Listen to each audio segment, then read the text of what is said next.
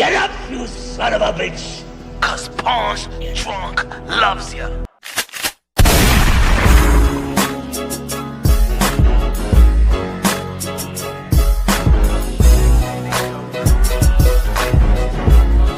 Punch drunk, hungover. Wake up to the new me.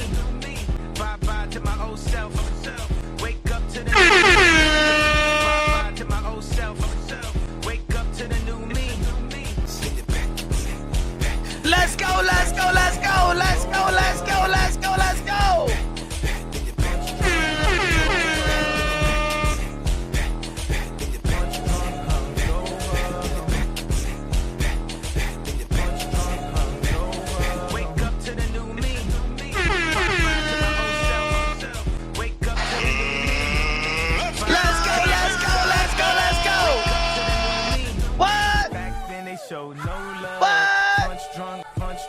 Okay. Bye-bye to my old self. Wake up to the new me. Tonight I might get canceled tonight. Tonight I may get canceled tonight.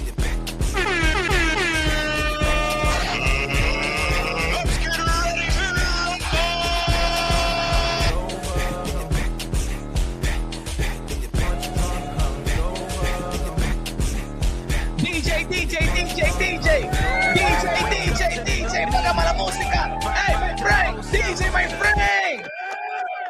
You already know. You already know this is Punsh Drunk Boxing, a.k.a. Mr. Woo, Shine himself, a.k.a. El Adobo, a.k.a. El Sazón, a.k.a. El Borracho, a.k.a. Café Bustelo, a.k.a. El Pastor de Boxeo. Ladies and gentlemen, good morning, good afternoon, good evening, wherever you are in this side of heaven. God bless you all. Let's go. Keep it light. Get it light. Get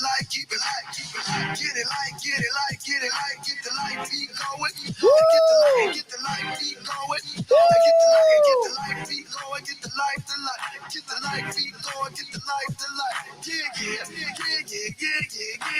Randy. Con la bandera de República Dominicana.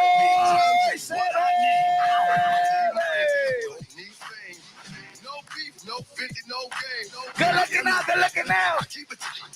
Salud. You know how I'm doing. I don't even need no music. What? No music.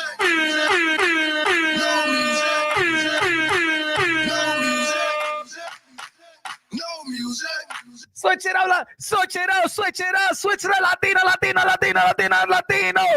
Latino.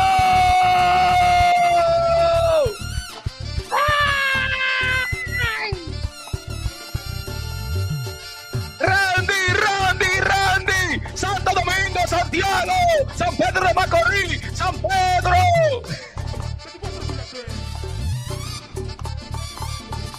La Romana, Punta Cana.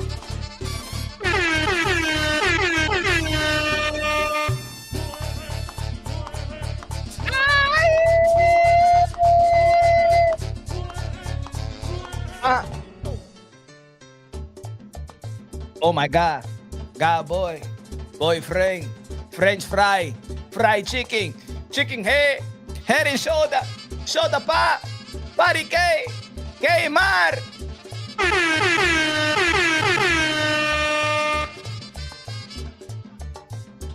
DJ Alo Sensation. Let's go. Randy in the building. Hey, yo, Kev. Good looking out. God bless you, Randy. Good looking out. Appreciate you, bruv. Kev, I got you. Good looking out with the Cash App, Kev. Good looking out with the Cash App, Kev. Appreciate you, bruv. Appreciate you. Love you, bruv. One of the members. Fight Fury Films in the building. Con los 50 pesos de cumpleaños.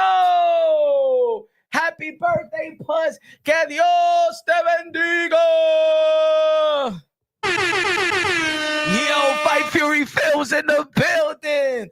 God bless you, man. Shout out to the supporters. Shout out to donators. Shout out to the loved ones. Shout out to the family who rocking with me today. Oh, yes. I may get cancer tonight because everything goes tonight. This ain't about just boxing. This is a celebration. We're going to be talking about everything. We're going to be talking about everything you want to talk about. You want to talk about Will Smith and Jada Pinkett? We're going to be talking about it today. If you want to be talking about Clarissa Shields and the delusion of soul, we're going to be talking about it today. If we're talking about Daniel Dubois knocking out Woodley in one of the greatest heavyweight matchups of this year, we're going to talk about it today. If you want to talk about substance abuse, we're going to be talking about it today. If we're going to talk about your supervisor, your manager that you want to beat up if you go to work on Monday, we're going to talk about it today. Good looking out. Good looking out. Shout out to the tourists. Shout out to the tourists. Shout out to the mothers, the mothers, the mothers. Shout out to the mommies, the mommies. La mommies. Happy Mother's Day in a couple of hours. Several hours. You know what I'm saying? I got to be special because I share my birthday with the mamas. With the mommies. Don't worry. If you got stretch marks, all right. Real, hey yo, real men love them stretch marks. We lick them stretch marks. We like it. It's a little sexy right there, and a little pouchity pouch. We like the little pouchity pouch. I'm all good with the little pouchity pouch. You know what I'm saying? We go, hey yo, man. I'll be like, hey yo, baby, what's good? You had a C-section? I only rock with girls that got a C-section. I want C-section bitches. I'm just playing around. Just playing around, ladies. I ain't trying to call y'all out your name like that. Imagine you go to the clubs and the lounge and stuff like that. What's up, baby? I only want a girl that got C-section. I only want a girl that got like 3-5 kids and stuff like that because she knows she a thorough. She thorough. If you don't smell like cocoa butter, I ain't rocking with you. Your stomach gotta smell like cocoa butter. Oi, se bebe. Lo somos. Drunky Nation's in the building. Drunky Nation's in the building. Let me shout out to the people in the chat. Shout out to the people in the chat. God bless you all. Y'all already know God first, everything second, 5 plus survive, equal shoot champions. The best investment you can make in your life is have God in your heart, baby. We're one race, the human race, baby. Hey, yo, high, low, dímelo con los dos pesos de bloop, bloop, plátano.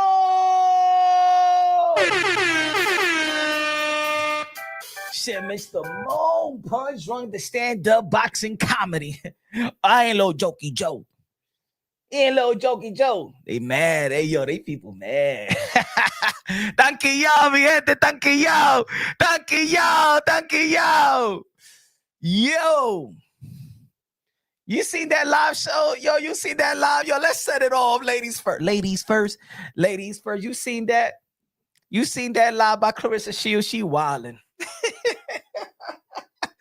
Oh, hey, yo, Devin Haney, $100 million deal. Shout out to Devin Haney. If you got $1 million, you got $100 million. So, you know what I'm saying? If you got $100 million, you got $100 million. I believe if he fights Ryan Garcia, Shakur Stevenson, Gervonta Davis, Teofimo Lopez, Keyshawn Davis, I'm good. If that's the lineup, I'm good with Devin Haney getting $100 million. You feel me? If you're going to be fighting Shakur next, you know, Ryan Garcia rematch, Teofimo, you know what I'm saying? Keyshawn Davis. Yeah, $100 million. I'm good with it. Everybody be like, nah, he's cap. He ain't getting no damn $100 million and shit like that. It's all cap. Hey, let me say it like this. He's in a division and he could go up to the division 154 and the catch win 152 that he could get all them fights. Ladies and gentlemen, these guys, hey, yo, let me tell you like this. If you win, they all can make at least almost $100 million. Yo.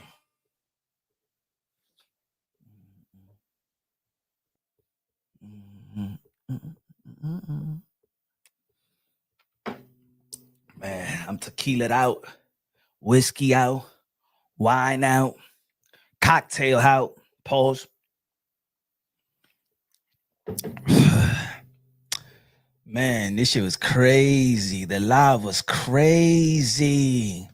This woman crazy. Crazy. That's my baby. 3 people you want to fight. We picked the best 3. Alicia Baumgartner. With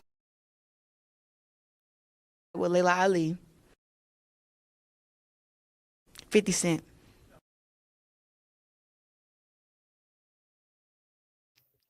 You don't got nothing left, woman. Get the hell out of here. I retire already. Ruben in the building. What's good? Ruben in the building. Ruben in the building. What's good? What's good? Shout out to the Facebook. Shout out to people on the Facebook. Queso Chos. Other cheese.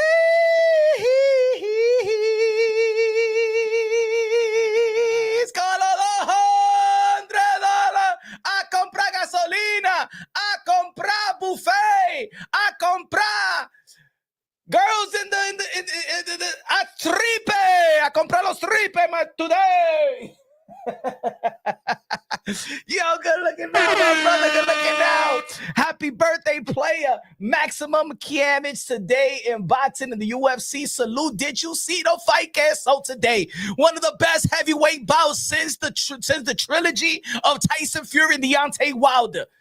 Yo, Woodley got one of the best chin, one of the best wills that we've seen of this time. I want to see a rematch. I'm going to watch that fight 3 times this week.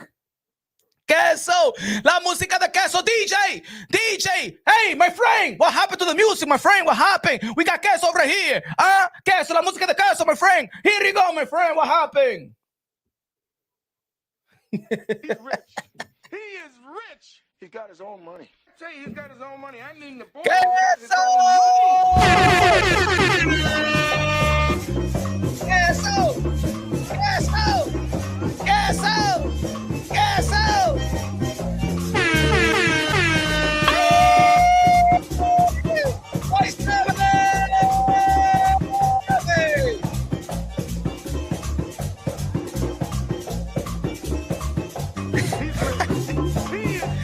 we're gonna take a shot of that, my brother. A shot of that.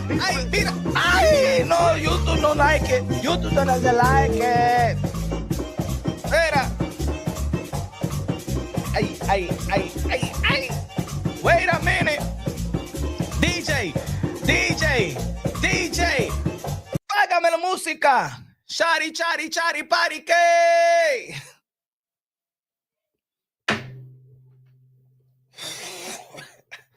Take a whiskey, wash it down with tequila. Ay. Hey, salud. They be like, hey, yo, Punch, man, Punch, you was doing so good. You was doing good, Punch. Damn, you don't have to drink like that. I don't care. I don't care. Woman, give me everything in your shelf. If Adrien Broner could go and drink, I could drink too, damn it. If Adrien Broner could go out there and drink and stuff like that, damn it, Punch Drunk want to get drunk too, god damn it. Shit. If he could do it, I can do it.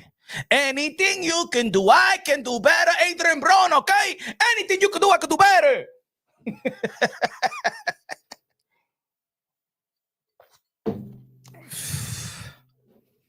That's it, man. You know when you turned up, right?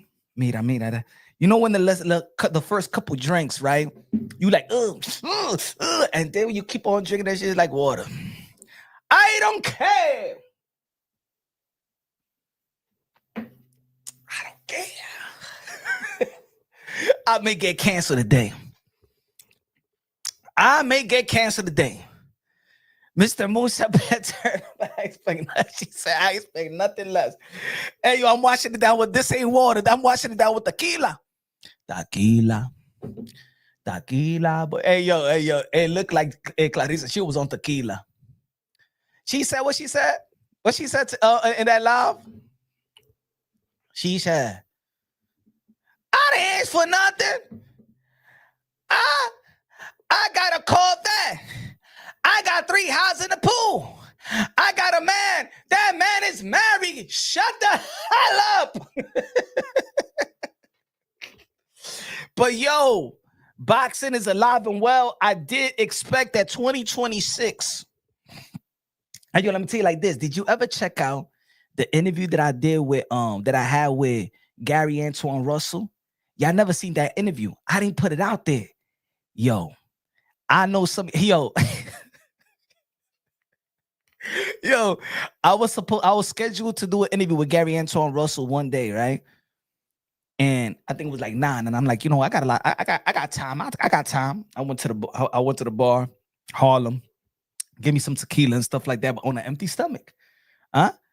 Yo, I put it for the members. I put the interview for the members. Yo, if somebody listens to that interview, I'm telling you, there's gonna be at least 5 boxing content creators that's gonna do a video about it. Yo, I was listening to myself. I say, yo, I was done. I was like, yo, Gay Antoine Russell, man, forget about that fight Saturday. Who you gonna fight? The Haney Jakar? It's gonna be, you know. They say when you drink, you say the truth. I say my truth all the time. I think I think people say the truth. I think most people say the truth. I think when they drink, this is what it is. When people be like, "Oh, yo, when you drink, you tell the truth." No. When you drink, you say the same shit you say sober. But when you drink, you say it and you don't give a damn how the other person feels. That's the difference. That's the difference when it comes to me, right? I'll say the same thing. Y'all, hey, yo, people think I'm twisted on a daily basis. I'm not. I mean, I'm look at my pupils, right? It's when you drink, you say the same thing, but you don't give a damn how the other person feels. Huh? That's what it is. Shotty pot shotty, my friends.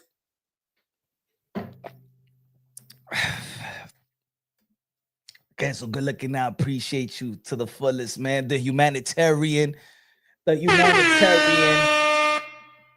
in the YouTube. And yo, everybody, shout out to Queso. Shout out to Fight Fury From. Shout out to Randy. People that been, I'm gonna tell you, like, hey, this is my birthday. It's my birthday. Hey, so I ain't going nowhere no time soon. So I gotta give a shout out to certain individuals. You know what I'm saying? No pun intended to the others that do support me. I just want to, elaborate on. It got to a point where I felt like, damn, man, like, I don't think that the channel is increasing. You know what I'm saying? I don't feel the support. I got stuck like around 40. Remember, Queso? I got stuck like around 40,000 subscribers and stuff like that.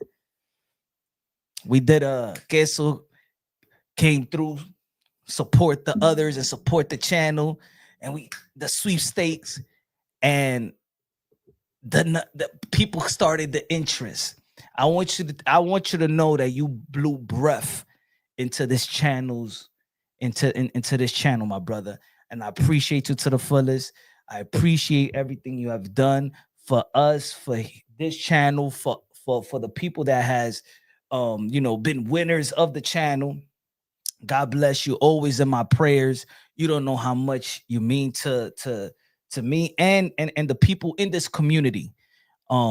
So love is always love, my brother. Always love. And anytime, bro, I told you, anytime you always got a brother here. You got to talk about anything health-wise, anything. You have a brother here, my brother. Always remember that. Always got a brother here, man. Fight Fury Films. Constant, loyal to the fullest.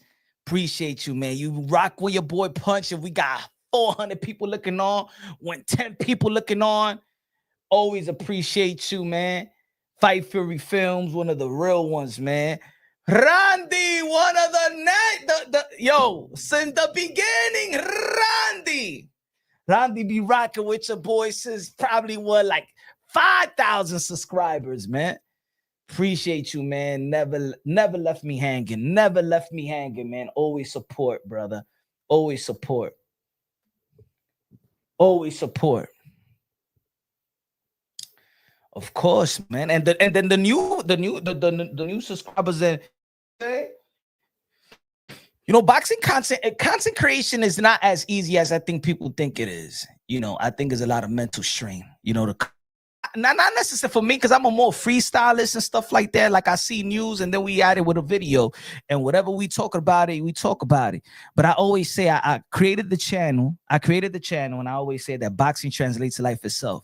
And there's some people that come to the channel and be like, yo, Punch, why are you talking about this? Why are you talking about that? But if you know the nature of the channel, I always said that. That's been my slogan. That's been everybody that knows Punch Drunk Boxing, I always say, God first, everything second, 5 + 5 = you champion. The best investment you can make in your life is to have God in your heart, blah, blah, blah. I always say that the modern day warriors, modern day gladiators, the one that put their life on the line for pure entertainment. And I always say that we all live in a 12-round bout. We all live in a 12-round bout. There's going to be some ups and downs. And let me tell you like this. You know why I love even today's fight? And if you ain't catch today's fight, this is the reason. I'm going to tell you like this, ladies and gentlemen. When I look at boxing fights, this is how I fall in love with boxing. I've been in gyms. I've been studying boxing. I'm a boxing head. When I know there's some people that be like, I'm a hardcore. I'm a boxing head. When I watch boxing and study boxing all day, I've been judging, scoring bouts since 11 years old. I just love to watch boxing. When there's VHS, I VHS the fight. I slow it down. I see the punch, all that. I'm like the student of the game. And the reason why I say that boxing translates to life itself, and the reason why I love the fight that I just seen early on the day with the Daniel Dubois and Woodley, is the definition of what life is. That's why I always say that life translates to life itself. Because if you see the fight today, watch the fight, but analyze it like it's life. That's how I watch boxing. There is something that's missing in the sport of boxing. The fans are missing the point, in my opinion. Back in the, I'm not even saying back in the days, but years, at least a decade and a half or 2 decades ago, character was one of the biggest things. Because back in the days, boxing fans didn't care about if you get knocked down. Boxing, oh man, he got a weak chin. He can't. No. Character. Tito Trinidad used to get put down, and his father used to smack him up. And what happened today? Sir Charles was smacking up Danny Dubois. Danny Dubois got dropped in the first round. Danny Dubois got dropped, I believe, in the third or in the fourth round. I would say that boxing translates to life itself, right? Queso said, not for nothing, but Dubois gotta be like hyper, HD, or a little Rain Man. He can be so good, but be switching off. Papa slapped the mess out of him. Yeah, Sir Charles smacked the crap out of him. But watch, Queso. I'm going to piggyback what you're saying. And I always say that boxing translates to life itself. We all live in a 12-round bout. Because that's what life is. Life is what Daniel Dubois was today. That's why that fight was so beautiful. And life is what Woodley is. I'm going to give you an example. Sometimes you start off from the bottom. In the first round, Daniel Dubois got knocked down. You telling me, everybody in the chat, you never been knocked down in life? You never lost your job? You never got fired? You never lost your job? You never lost in a relationship and where they probably left you and dumped you? You never got done wrong, put it that way, and you got to work your way up. You never been broke. You never been sick and had to overcome and had to adjust.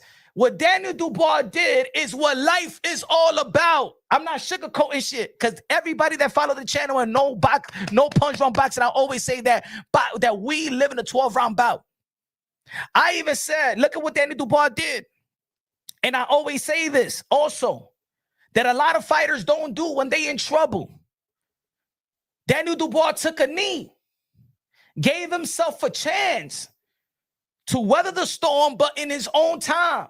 What does taking the knee translate to life itself?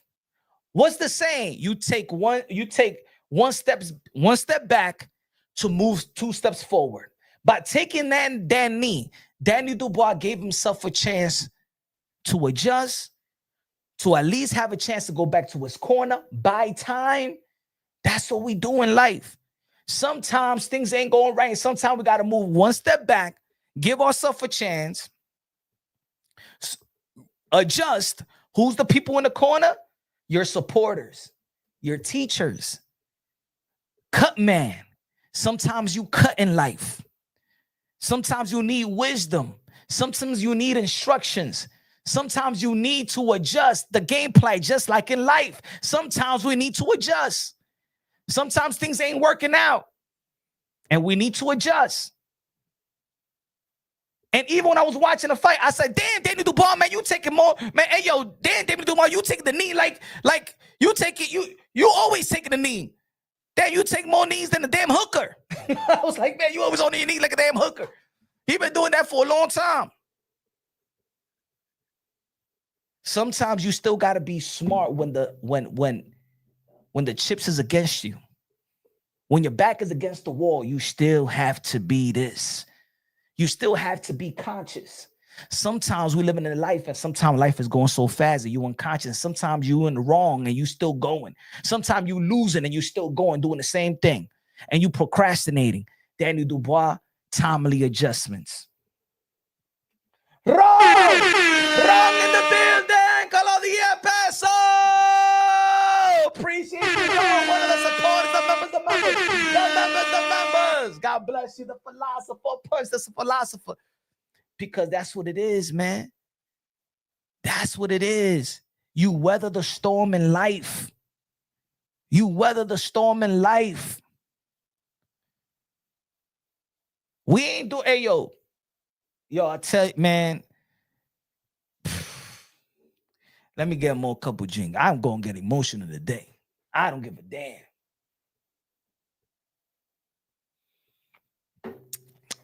A draw inspiration from fighters every day, every workout. From fighters every day, every workout is champions rounds. I imagine overcoming like fighters do. Love these fighters for real. Me too, Queso. Me too, Queso. Yo, Queso. When I was younger, I used to fight dudes that used to call fighters bums. You know what changed in this community? This community, it is a cesspool. This community is a negative, right? Because if people follow the channel, people used to want to talk about, hey, yo, Punch, this race, and people used to want to talk about race, and people used to want to talk, oh, this fight is pussy, this fight is a bum, and I'm like, no, that ain't no bum. They risking their lives. But then it got to the point where I started to be with these fighters, and I'm like, damn, there's certain fighters that, you know, if you chill around fighters, you be like, yo, a lot of fighters are fake too. You know what I'm saying? But I still respect them to the fullest. You know? I still respect them to the fullest. Woodley, man. And you know, the commentators wanted, not Woodley. Worley. Fabio Worley. You could tell the commentators wanted him to quit. The referee wanted him to quit. His corners, you seen Davison whisper in his ear. He's telling, you know what he was telling him, like, yo, if we could stop it, if it's okay, we'll stop it. Fabio Worley was like, nah. Fabio Worley was like, nah, bro.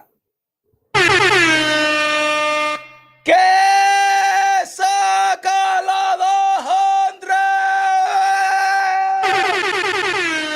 Que se pass the plate. La ofrenda para el pastor de boxeo. Shari.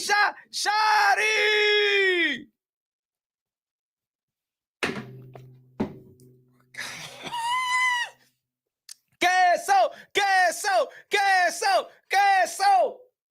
La música de Queso. La música de Queso. He is rich. He got his own money. I tell you, he's got his own money. I need the Wash boy. it down He's with got his own money. tequila.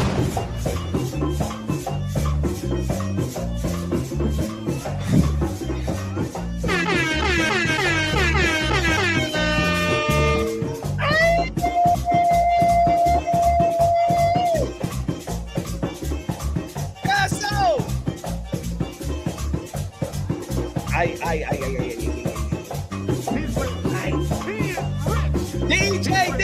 DJ, I don't fucking music. Ahora somos los viveros,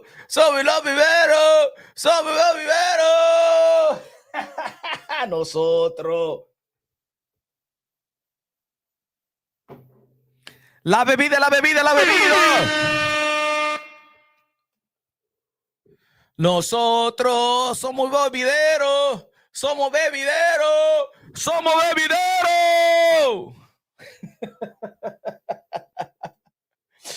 Yo, good looking now. Yo, guys, so crazy. Get the 20 Punsh Drunk membership. Let's go,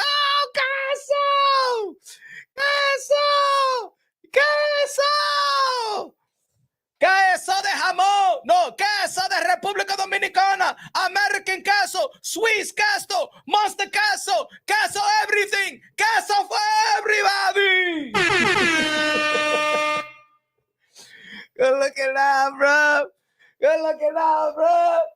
Wrong. Bro, what you drinking, bro?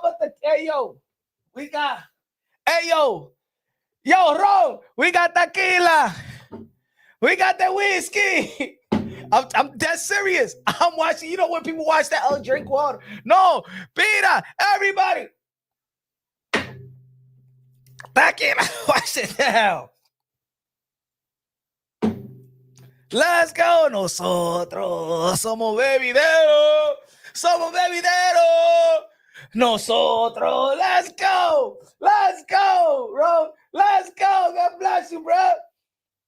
Let's go, Randy.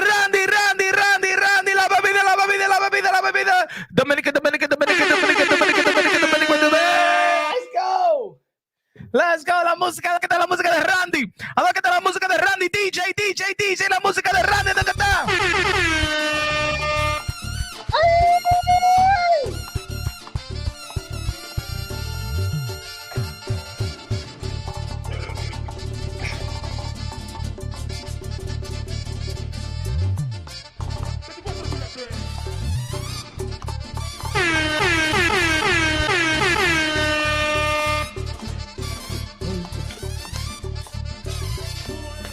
Don't hit me like that, okay?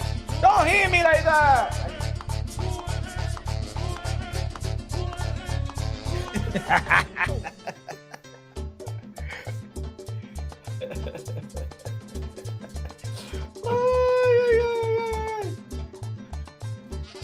Don't hit me like that, okay? You're crazy. DJ Camelo, Alison Sensation, págamelo, músico. You say, yo, Punch about to be gone. Nah, we ain't gonna be gone, bro. We gonna be lit. No, ain't gonna be no gone, queso. No, we ain't gone nowhere. Yo, no. Tonight, this is breakfast. Saludo!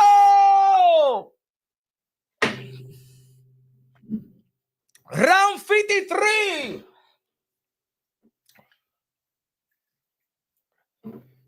Ay. Somebody in trouble today. Somebody in trouble today, my friend. Yeah.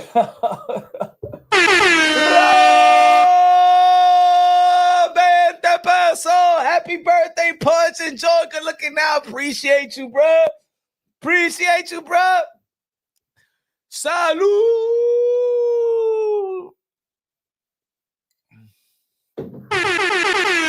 Nosotros somos bebidero, somos bebidero. Nosotros somos drunky nation, somos drunky nation, somos drunky nation.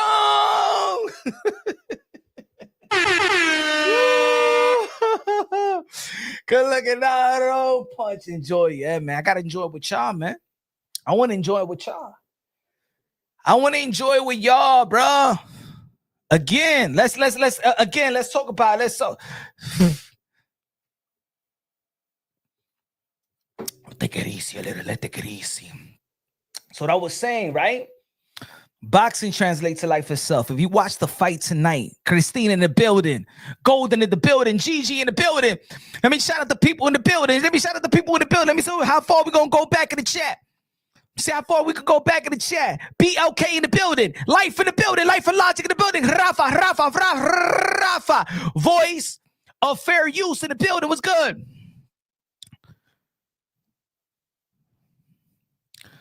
See. Shark in the building. Man on fire in the building. Let me put this thing so people can see in the chat. Hold on. Let me go. Hold on. Where is that? Where I could see the, all right, let me put this.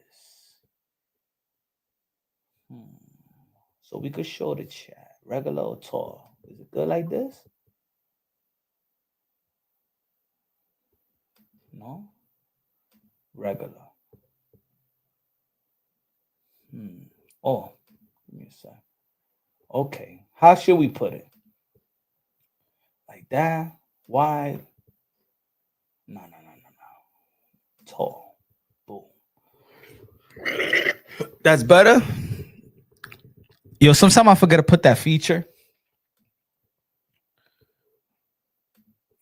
Show love in the screen for the people. Hey, yo, shout out also to the people that show me love on Spotify. I haven't dropped the episode in almost a year. For the people that you can't listen to YouTube because you may be driving, you may be working, rush hour or whatever, you exercising. I'm gonna start to drop videos on Spotify again. So I dropped the video today. You know what I'm saying? I'm doing episodes. I'm gonna try to do exclusive content on Spotify.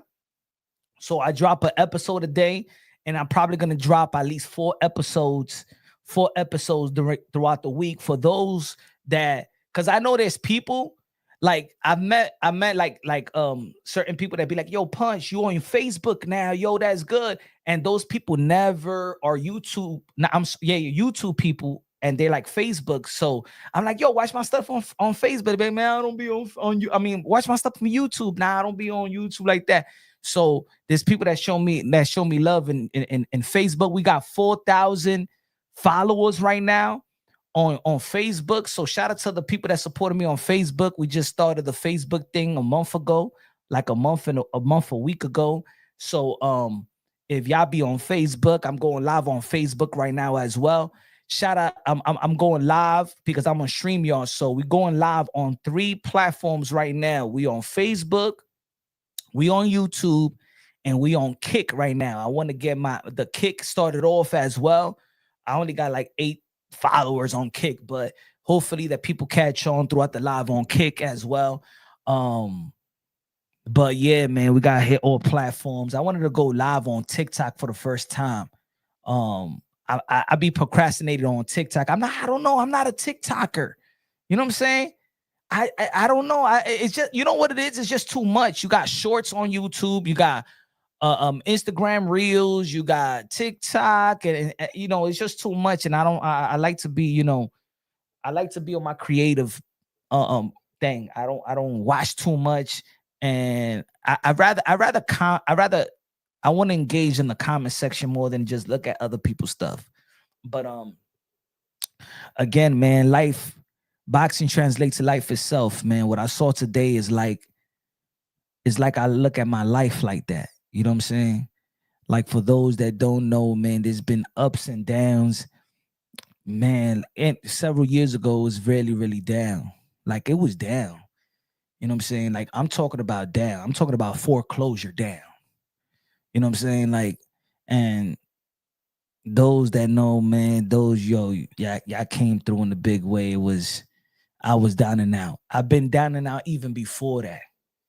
Anybody that ever lived in your car, homeless, 2013 was a rough year. 2013 August, September, October, November, heading to the last week of November. That's when I found a little and stuff like that, and it was a rude awakening, but it was an eye opener. That's when I strengthened my relationship with God. I submitted. I used to carry a Quran and a Bible at the same time. I'm not gonna say confused. I was like, I do like the Islam religion, but Jesus Christ is my Lord and Savior. And I was dabbling that for a while. You know what I'm saying? I was dabbling faith, but not because I didn't believe in God. It was, sometimes you rely on people. You look at your folks. I remember when my folks started, and no disrespect to my folks. I love my mom, I love my dad and stuff like that, but they had a little rocky marriage, and when they started going to church, I would say this. Hey, sorry, mom, sorry, dad, if you're looking on, but I got to say this story. I'm telling you, we going personal today. We going to get personal today. There was one time I was young, right? We was young. And my parents was going to, my mom started going to church and my pop got back into church, right? I got to say this story. I'm like 13, 14, right? And you know why why I started want to be Muslim? Because I was looking at my folks and I said, nah, this can't be Christian people. You guys are going crazy. In the later years when my parents eventually broke up, right? There was one night. Hey, pops, if you looking on, I got to say this story to the people. Hey, mom, if you looking on, I got to say this story. Don't get mad, but I got to say this story. My parents was arguing one time. And you young, you know what I'm saying? When you young, you never get into the relationship of your parents, right? My parents was young when they got married and stuff like that. They had me and my brother when they was young, but you know what I'm saying? But there was one argument that I said to myself, I gotta get out of here.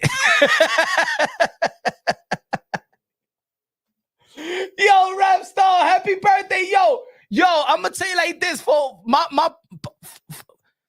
me and Rap Star, this is my boxing brother right here. Shout out to Rap Star Boxing Knowledge, the voice of the UK London. This is my brother. This is my boxing brother right here. After all these years, because I never celebrated my birthday. This is the first time I celebrate my birthday on YouTube. I don't really celebrate my birthday. I could be honest with y'all. I probably celebrate my birthday one time in the past 10 years plus. I don't go out. I try to do the best I can. I don't know. I just doesn't. And this year is kind of tough at the same time. I'm happy, folks. I'm happy, but it's kind of tough at the same time because my grandmother and his mother day, my grandmother passed away last year. Last year, I didn't celebrate my birthday. You know what I'm saying? I was very, very depressed, very, very shut down, very dark around this time last year because I was still grieving. And I try to act like I don't grieve or still grieve, but you know what I'm saying? When I think about Mother's Day, shout out to my mom's, but shout out to my grandmother, because my grandmother, we had an actual bond. You know what I'm saying? We was like, if anybody be like, yo, you funny, I get my comedic stuff from my grandmother. That's how we throw jokes all day. Like my grandmother was 24/7 funny. And I'm like, I've been that type. Like I'm like joke all day, but if I ain't joking, I'm like down. Like it's either I'm like, you know what they say, like 0 to 100. I'm like 0 or 100. And I like to be 100. That's just who I am. You know what I'm saying? A lot of people can't. I'm high octane everywhere. That's why some people be like, yo, you high? Yo. There's be people that walk up to yo, you on coke? I'm like, nah, man. It's just, no, this is who I am. I'm gonna tell you the truth. When I drink, that's down. I down myself. Like it's down, it's a downer. Me sober is like, people think I'm coked up, drinked up. You know what I'm saying? But hey, yo, Rap. I didn't know after all these years that me and Rap had the same birthday weekend, brother. Yo, appreciate you, man. One of the realest mother effers I ever met. And we also chilled. Hey, yo, Rap, we chilled. This is one of the realest. My brother, I love you. You know that. Shout out to Rap. If anybody, subscribe to his channel. It's his birthday today on the 9th. Love you, my brother. You already know, man. My guy, my brother forever.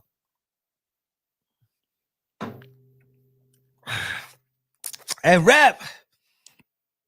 See, me and Rap, we don't even talk about boxing. We talk about boxing, but that's not the nature. The nature of me and Rap's friendship. Shout out to Rap. The nature of me and Rap friendship is fatherhood. You know what I'm saying? It's fatherhood is you know what I'm saying? Is us being there for each other, talking about fatherhood. And, I used to talk about fatherhood in the channel and stuff like that, and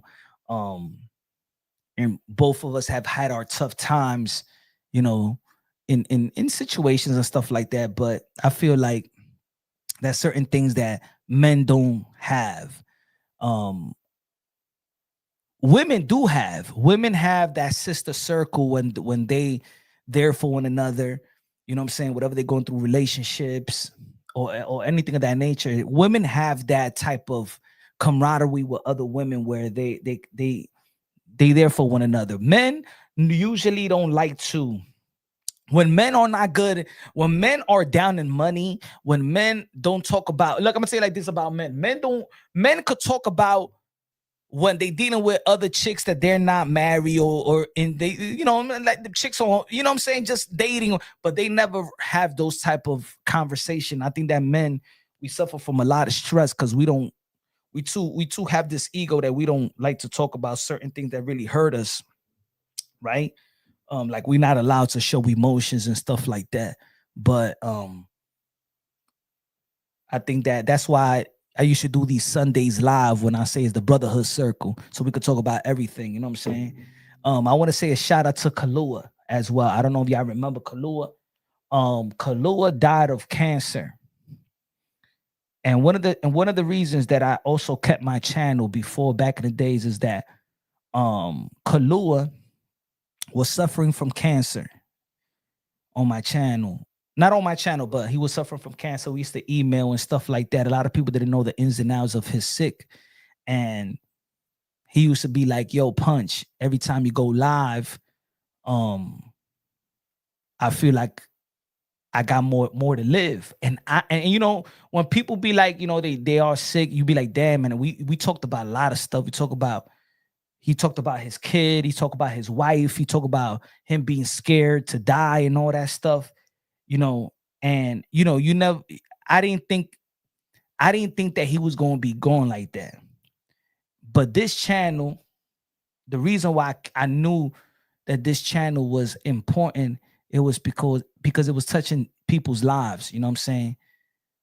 And I remember Kalua, we used to talk about serious stuff, just like Ayo Rap, just like how we used to, you know what I'm saying? We talk on the back end and stuff like that.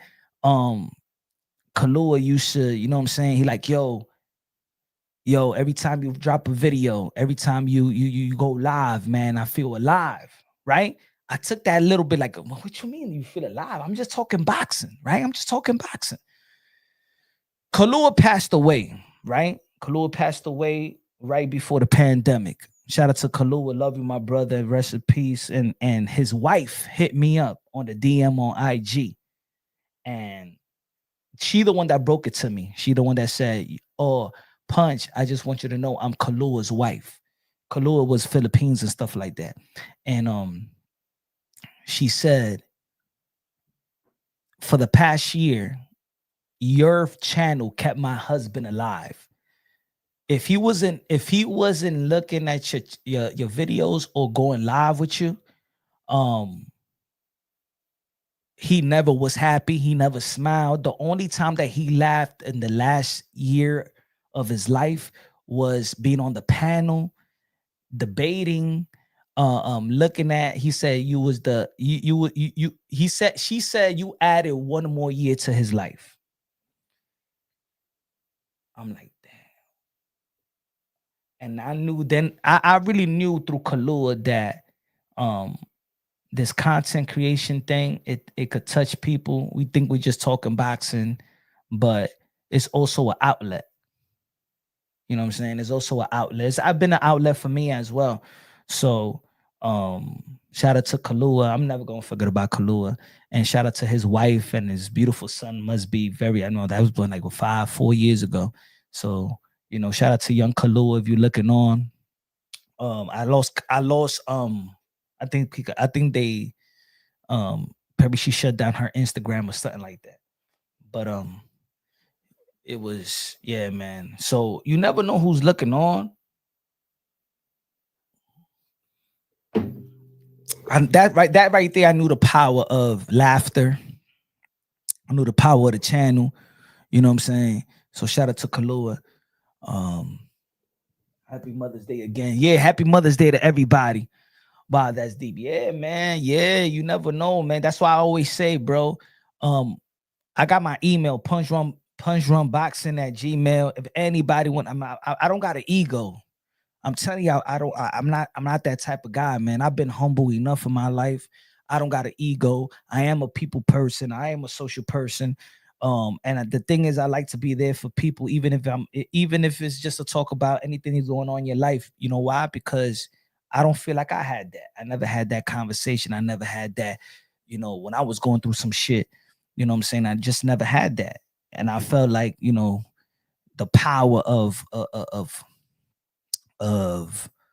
talking to people. You know, sometimes you hold a lot of shit in and it just kills you inside, you know.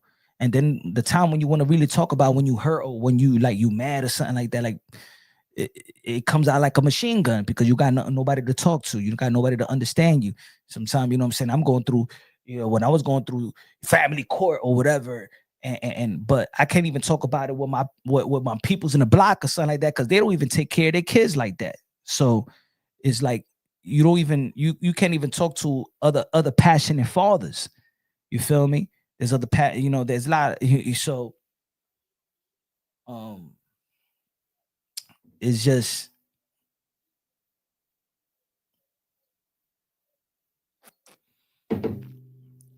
and then my grandmother passed away last year, and that was the one that I used to tell her everything.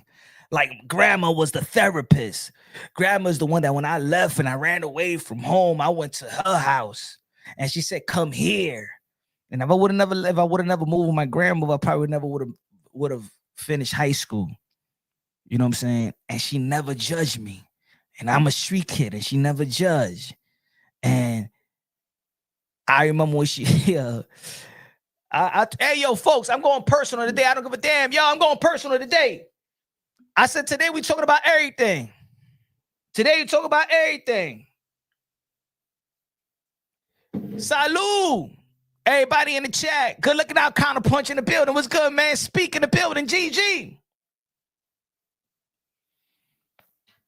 I say boxing translates to life itself. Fuck that. So the reason why, and I'm not going front. I talk about God. I love God, but I was a little shaky a couple of months. What was it, like several months ago? Because people used to tell me like, yo, when somebody dies, they come back in your dreams. And I'm like, yo, and one time I'm running. Well, I'm jogging, right? Shout out to Queso for that camp for challenging me, my brother.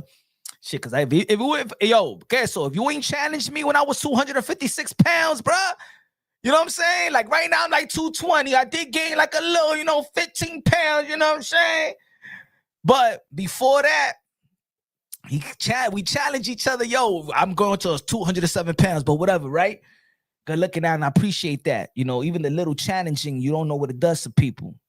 But the people say, you know, when people die, they in your they come back in your dreams. So I'm jogging the other day, and yo, if you would have looked at me, yo, you would have been like, yo, this man is crazy. Cause I'm jogging, right? And I'm looking at the air, and I'm like, and I'm talking to my grandmother, and I'm saying, man, but you've been gone for this while, but for real, you forgot about me for real? Yo, I'm talking to my grandmother that way. Like I'm jogging and I'm like, and I'm tight. I'm like, but grandma, you what happened? You forgot about me? For real? Like for real? Like you supposed to talk to me, like for real. I know you're gonna leave me. You gotta let me know that you all right, that you up there. Let's go. I know you chilling with God and you chilling with God and the other angels and stuff like that. But yo, come to my dreams and talk to me. I'm going crazy. Yo, I know the people that's running next to me. They like, what the hell this guy? But I'm just like that. I don't give a damn. But people, I know the people that was that when I was jogging and they walking and jogging and be like, yo, who's this guy talking to? And I'm like that jogging in the sky. Abuela, pero háblame, abuela, pero dime, me voy a contar. I've been waiting for a couple of months and stuff like that. People say that when people die, yo, I'm going crazy. I said, when people die, then they're gonna talk about. Damn, you forgot about me for real? Like, let's have a little conversation. Just let me know that you all right up there. You know, like, yo, I'm going buck wild. I'm going buck wild. And that's I'm buck wild, man. So that tests my faith a little bit, you know. Damn, so you on your shit right now? And that's okay. That's a fire in my brother. Yeah, man. Yo, and I'm like, habla, man. Yo, talk to me. Let me know that you there. Tell me that you won't forget about me. Don't. Is this a world that you in a world and you forgot about me? Because I used to talk about everything. My grandmother, bro, everything, and yo, and you know, she had the answers for everything. My grandmother could diffuse. You know, I could be at 100 on Fridays. I used to have that hour conversation with grandma. Most of the Friday, that was the Friday. It's around 6 o'clock. And we cracking jokes. And I tell her things, you know, demons and stuff like that. And she has the perfect words to diffuse me, to diffuse the anger, to diffuse the bitterness, to diffuse a lot of stuff, you know. And now I don't have that person. I don't, you know. And it's weird. Sometimes it does F me up. And every time, I'm going to tell you the truth. The day of her burial, I was driving back home and I called her. After a burial, I said, because it's still like I'm numb to it. There's a funeral and, you know, you're dealing with emotions and I'm shut down. I'm numb to my kids. I'm numb to everybody. You know, and then after the burial, we went lunch, and I just stayed driving. It's like, you know, you don't even, I'm just numb to it. And I'm driving, and then I called her up and I wanted to joke. I wanted to say something. I'm like, yo, she's gone. And I'm never going to hear her voice ever again. No, I'm never going to hear. And that shit, when I was I had to stop because I couldn't even, like, I was tearing so much that I couldn't even drive for a while. I had to stop because I couldn't see no more. Oh, appreciate you, brother. Gifted 20 Punch Drunk Boxing membership. Guess I love you, bro. He's bringing in the people. Support your boy Punch. Support him. Let's go. We drinking to that. We drinking to that. Let's go, Queso. Appreciate you, brother. Queso. Hey, yo, Queso, let me know you're doing good. All right? I go wherever you at right now. Queso, tell me you're doing good and I hope you're doing good, bro. They're going to be praying. Always got you in my prayers, brother. You don't know, but if you do, you know. Love you, my brother. Love you. Love you, my brother. Thank you so much, man. Thank you, man. Always appreciate you. Hey, yo, low key, if when we die, we really do have an afterlife, I see everybody again, I'm gonna be so embarrassed. Yo, that was a scary part. I remember when I was young and I used to like again, if y'all coming into the channel, we talking about life. We talking about boxing, but we talking about life. I'm an open book. Anybody in this community knows that I'm an open book. You know what I'm saying? So I talk about everything. I'm not ashamed of nothing. You know what I'm saying? But I remember I used to wake up in the middle of the night and I used to crawl in the bed while my father and my mother sleeping, and I used to be like, but when we die, where we gonna go? And my mom always trying to explain to me, like, you know, and God, but what is that it? Is that it? And I used to be scared of that. Like, where that's it? You know, that one life. I think we take it for granted. Yeah, we got one life, you know. But yeah, man.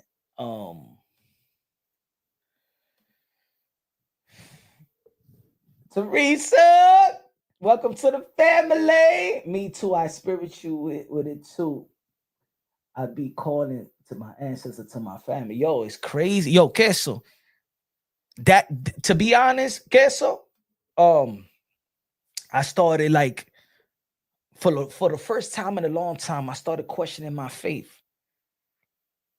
Cause I thought that my grandmother was going like, and my mind playing tricks on me. And I'm like, nah, did she go to hell? You know what I'm saying? But my grandmother was a God-fearing woman. My grandmother was never afraid of death. My grandmother used to joke, not joke about death, but she used to be like, I'm gonna be with God. She was never afraid of death. Ever since I have a recognition of her, since I was young, she was never afraid of death. Like, never. She is one of the most emotionless person. Like, yo, Queso, you know what got me mad? I'm gonna tell you the truth. And any family member that's looking on, I don't go there. Y'all know I keep it real. I was so sad and numb that I was not gonna speak in the funeral, right?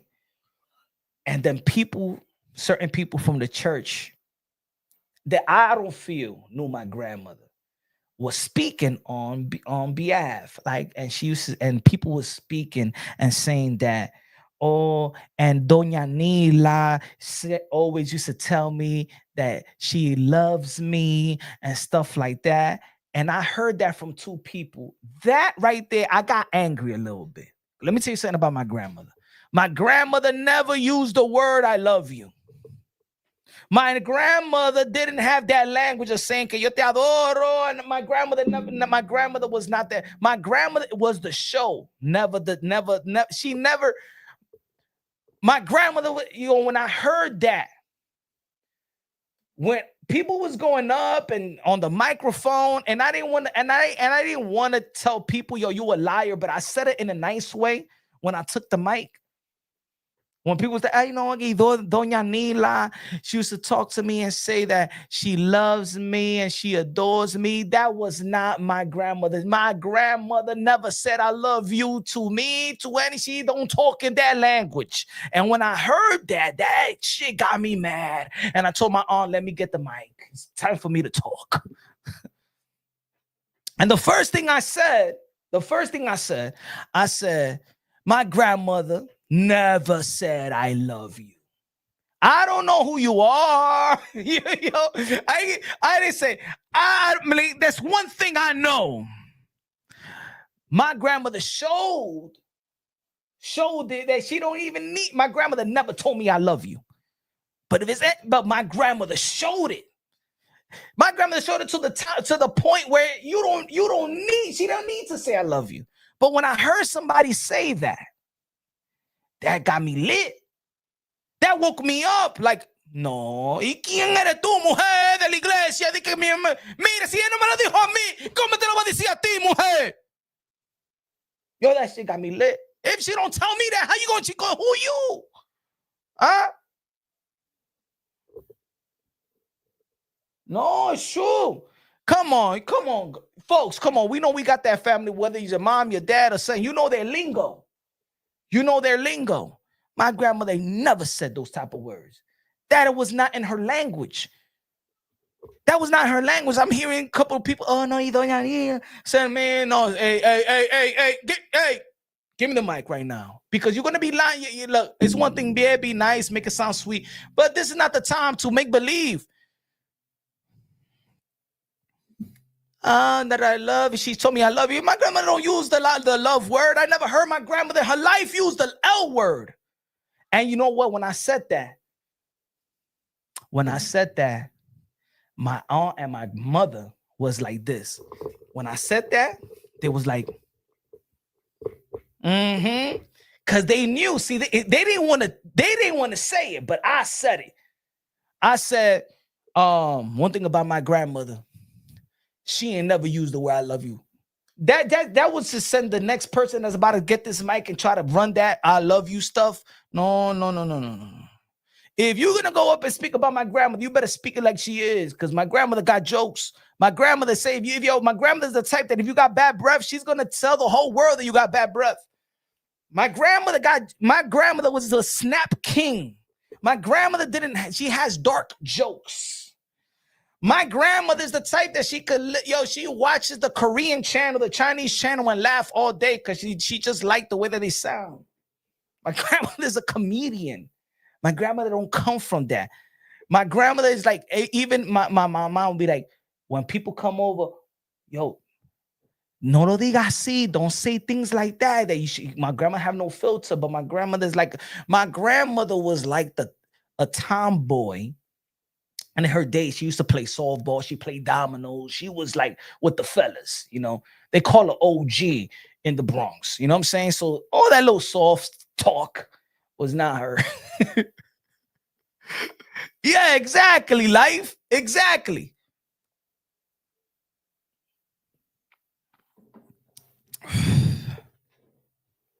But when you look at boxing, and let's go back a little bit to boxing. Boxing translates to life itself. And you see and when you look at the fight today is what life is all about. The fight today. You don't got to be a fan of Danny Dubois. You don't got to be a fan of Fabio Worley. The fight today, and any females that watches, you know what I'm saying, that don't know too much about it, watch that fight, but watch it from the lens of what I'm saying. Boxing is more than just winning and losing, but it's how you win and how you lose. It's character, it's character. That's why I don't respect fighters because of the wins and losses. I respect fighters because of the character. The adversity is something that, put it this way, the way that Fabio was, it was beautiful to see, man. Because the punishment that Fabio was enduring, no humans, regular human would not endure. Regular human would not endure. I'm a fan of Fabio Worley right now and a fan of Danny Dubois because Danny Dubois got dropped and showed me how to get back up. And Fabio Worley was getting beat up. Nose broken, eyes shut. 3 times the medical doctor was saying, how many fingers I got? 2. How many fingers? They was trying to stop the fight for him, and he kept fighting. And that's what life is all about. When life gets tough, life could beat us down, and you keep on fighting. You keep on fighting. He got TKO'd, but he got TKO standing up. There was no losses tonight. No losers tonight. And that's what life is all about. You just try and you fight as hard as you can till it's the end.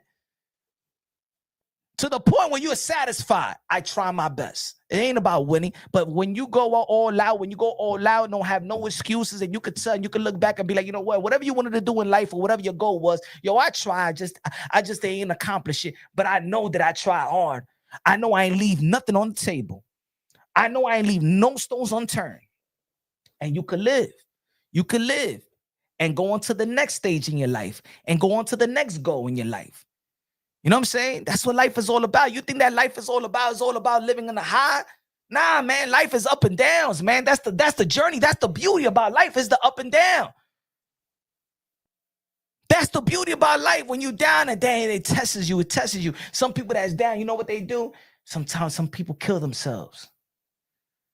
Some people take their life away. The strongest people are the people that came from the unfortunate, from poverty.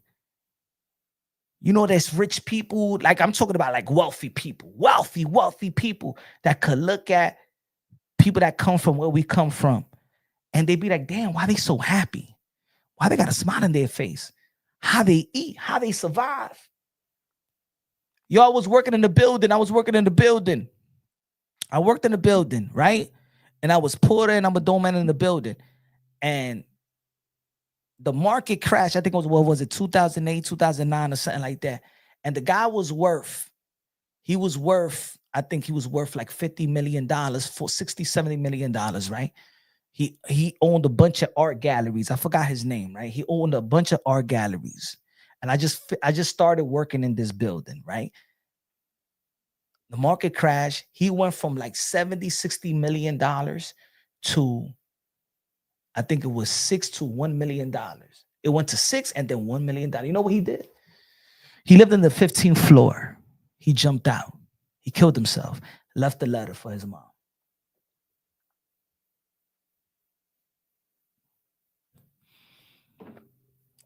Still a millionaire. You know, there's people living that they even got, a matter of fact, we living on minus.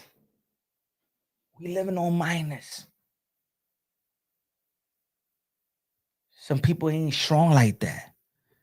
We all gonna win and we all gonna lose.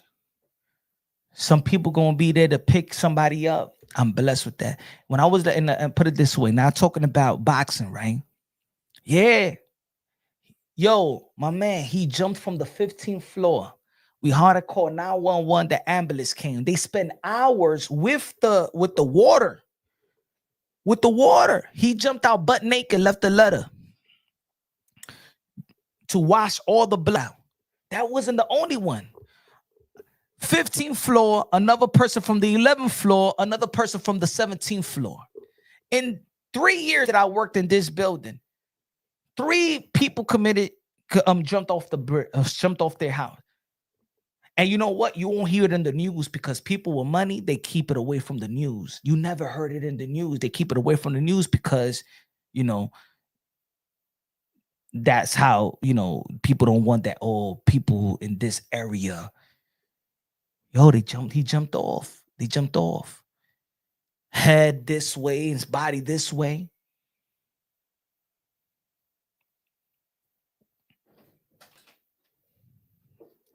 Give me a shot.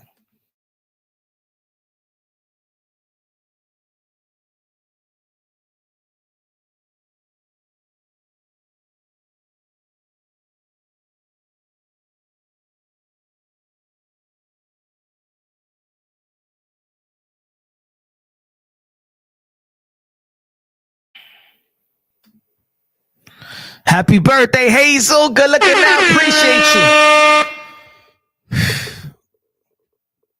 Yo, I remember I worked in a building, right? And this woman was getting was catching a heart attack, right? She was catching a heart attack. And she like, come with me, right? Come with me in the taxi. She didn't even want to call the ambulance. They having a heart attack. I told my coworker, I said, yo, I'm going to the hospital with her, right? Not policy. I'm going to the hospital with her. I got in the cab, took her to the hospital. I put down her paperwork.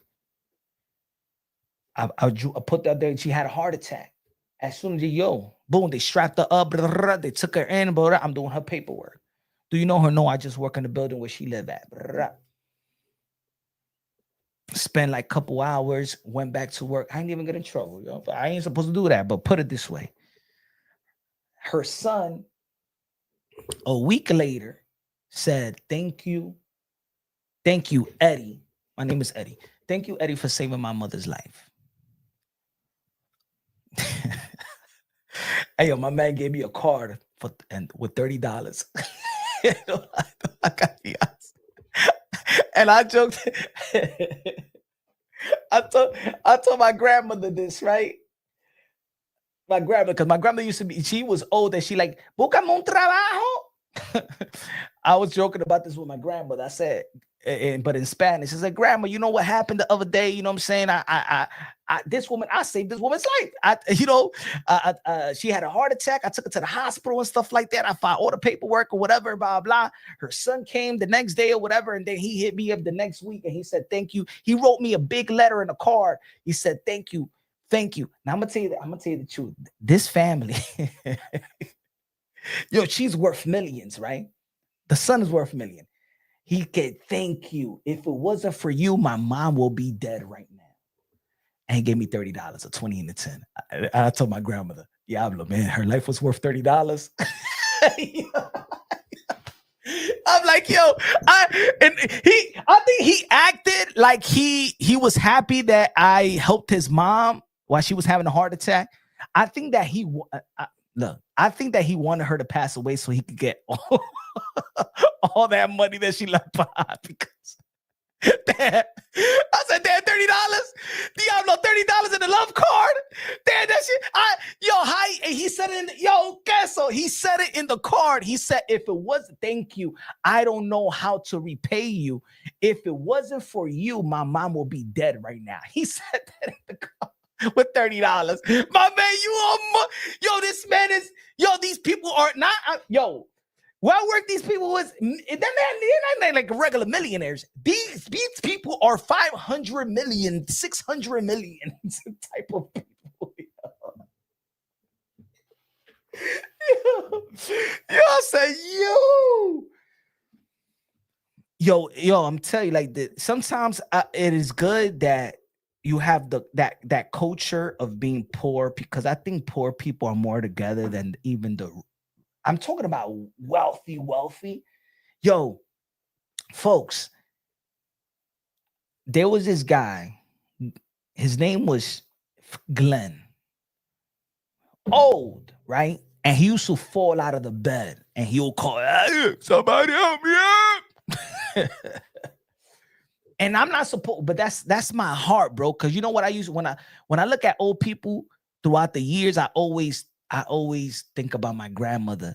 And if you help out an elderly, what about my grandmother's in a situation when she's in a bus or whatever? And that's when an old person would like, I got a soft spot for old people, right? So this guy used to fall out of bed all the time. Yo, man, somebody help me. I used to go to the third floor.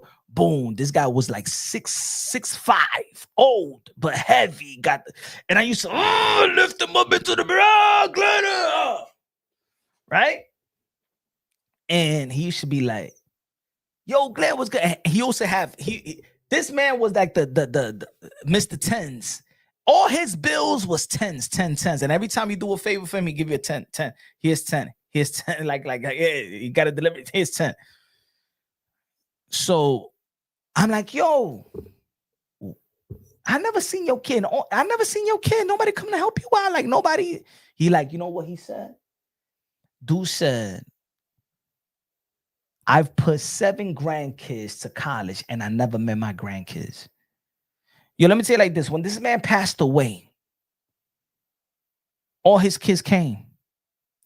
And at the time that I worked, I never seen nobody help this man, never visit this man. He told me himself, he said, I put 7 grandkids into college and I never met one of them. And I said, damn. These wealthy, this guy I'm talking about, these dudes were $500, $600, $700 million. Almost billionaires. When they get to a certain age, man, they lonely, bro.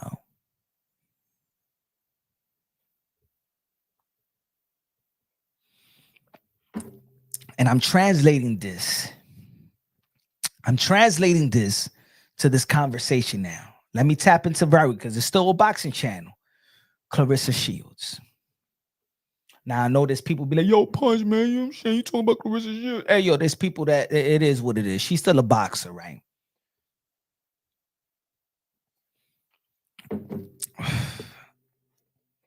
And all we saying is, hey, yo, Clarissa, be humble.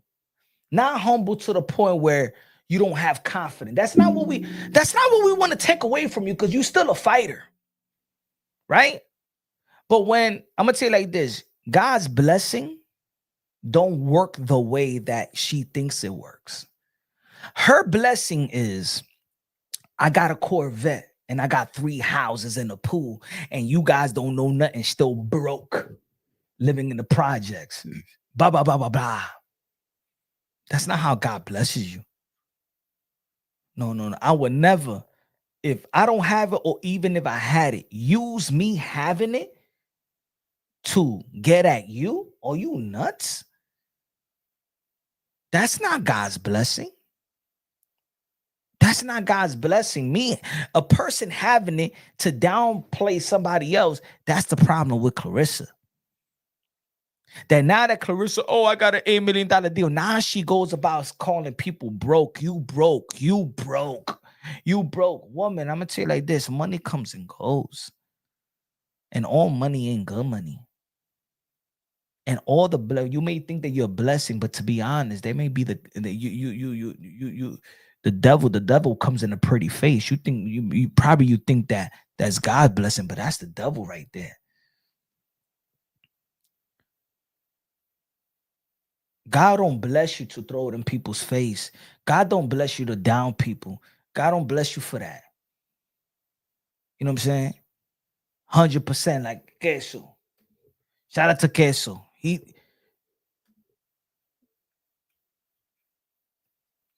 And that's why people get on her. People didn't get on her because people didn't get on Clarissa because they hate her. People got on Clarissa because they was looking out for Clarissa. Because they saying, damn, Clarissa, you in a situation where it seems from the outside looking in, but from people's experience, it seems like you're getting got. And this is boxing. Boxing is the Wild Wild West. Boxing is the Wild Wild West. Boxing is the most corrupted sport of all sports. I read contracts. I redline contracts. Me, little old Punch Drunk Boxing. Little drunky punchy. Yeah. I have helped people from fighters from Dominican Republic to facilitate some deals because there was managers through this channel, and good looking out for the people that subscribe. And I'm gonna tell you like this, folks. You think that I might be a little channel. We might not have a lot of views and all that stuff, but this channel has produced 3 fighters that has gotten signed. Because managers will look at this channel and be like, oh, you Dominican? Do you know Dominican fighters? I'm looking for Dominican fighters. Boom. And I facilitated deals. I've read contracts because some of these guys in Dominican Republic, they can't afford a lawyer. So I used to translate the contract for them. And that's when I know about promotional contracts, manager contracts, and things of that nature. Then the game, I start really understanding the game. But I'm my mother's son at the end of the day. The reason why I don't infiltrate this game, and the reason why some people could be like, yo, Punch, you still stuck doing the same thing or whatever. I told my mom one day, my mom is a very humanitarian. She always helped out in the community. She used to work in North Manhattan. My mother's name is Basilia Gomez. Look, you know what I'm saying? She used to she got an award from Rudy Giuliani, Bloomberg and stuff like that. My mom is a giver. She used to do food drives and stuff like that. She led the lead poison movement in Harlem. And I used to tell my mom, yo, you could write a book. Yo, why you don't run for politics? And my mom said, no, I can't, because I'm not a liar. The reason why it's hard for me to be even in boxing is because maybe I'm dumb, but I see a lot of fighters get fucked over. I never want to be in the middle. I told one fighter, I said, look, he said, yo, Punch, ¿qué tú crees de este contrato? I said, yo, my brother, I'm reading the contract. He said, yo, I don't got an attorney. Help me out. I know you know certain people. I don't know too many. They know me through Punch Drunk Boxing and stuff like that. But they trust me because I believe I got a good heart. I got a good heart in that because I got a conscience. You know what I'm saying? I'm not money driven. I'm afraid of God for real. So I keep it real with everybody and myself at the same time. So I'm like, mira, si tú firmas este contrato, you know that you're still stuck in this other contract. I'm going to tell you right now, if you sign this contract, by the time you make $50,000 on this particular contract, $75,000, te van quitar almost 80%. Because this guy, you still have a contract with this guy. You're going to sign with this guy. He's going to take 35%. You're going to give this, and he's going to take his 20% because you still signed with this guy. You're going to add this contract. You're going to have to pay your trainer 10%. My brother, you're going to think that you're going to have one of the biggest paydays of your career. Y te lo van quitar. But these fighters think about the bonus money. And they think that the bonus money is going to take them to, oh, yo, don't worry. I'm just going to win and knock people out and that's it. I said, yo, I don't think you should sign the contract. Yo, but it's $30,000 bonus. I said, my brother, it's $30,000. You're going to blow $30,000 because what you're going to do with the $30,000, you're going to buy a new apartment in DR. You're going to you're going to buy a new car and you're going to get paid. Your next fight is only going to be $5,000, $10,000. I'm telling you, he's like, no, but he's still stuck on I'm going to tell you the truth. A lot of fighters are signing slave contracts because of the bonus. Not realizing when they sign that contract, they're really going to be in a slave contract. You know what I'm saying? And they got to the point where I helped out 2 fighters. And once you help them out, they leave you. They like it's nothing. I never asked for anything. I always felt like, I'm Latino, I'm Dominican, I'm helping you out. You know what I'm saying? It felt good that I could help out fighters from this channel, based off the channel, that don't hurt me. I love to see people win. Yo, I love to see people win. Yo, I love to cheer on people. You know what I'm saying? I love to see, because I know what support is. I never had truly support outside of like this boxing, but I love support. I love to see people win. That shit is like an energy. Like I like to be motivated. Like one of my favorite boxing channels, right? And I don't get the chance to see him a lot of time because he goes live throughout the day. And I usually sleep throughout the day. Showbiz. I love what Showbiz have done. And I see people hating on Showbiz. Showbiz, I love what Showbiz have done. You know what I'm saying? That's supposed to be an inspiration. Bet on himself. Say, I'll quit. Well, he say, I quit on my job and I depend on my subscribers. I love what Showbiz have done. Shout out to Showbiz. And I always say this. And I say, one thing I like about Showbiz is that Showbiz was one of the guys that made it positive. That positivity sells and not negative and not being, positive sells. I appreciate that. And then when I see him in person, I seen Showbiz like 3 times. He was showing me love like nobody else. Like in this boxing shit, everybody got an ego. Like if I'm in my own lane, you know what I'm saying? I'm not fazed by anybody, and I give credit to anybody, even what people feel like is haters smile. I give them credit, but I'm just that type of guy. I like to see people win,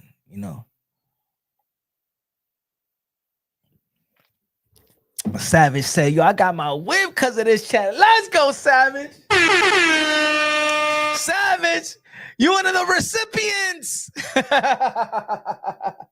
Guess so, Savage, one of the recipients. Let's go. PD, that's why you getting a lot of love back. Yeah, thank you, Teresa. Yeah, man. You know what it is that love is the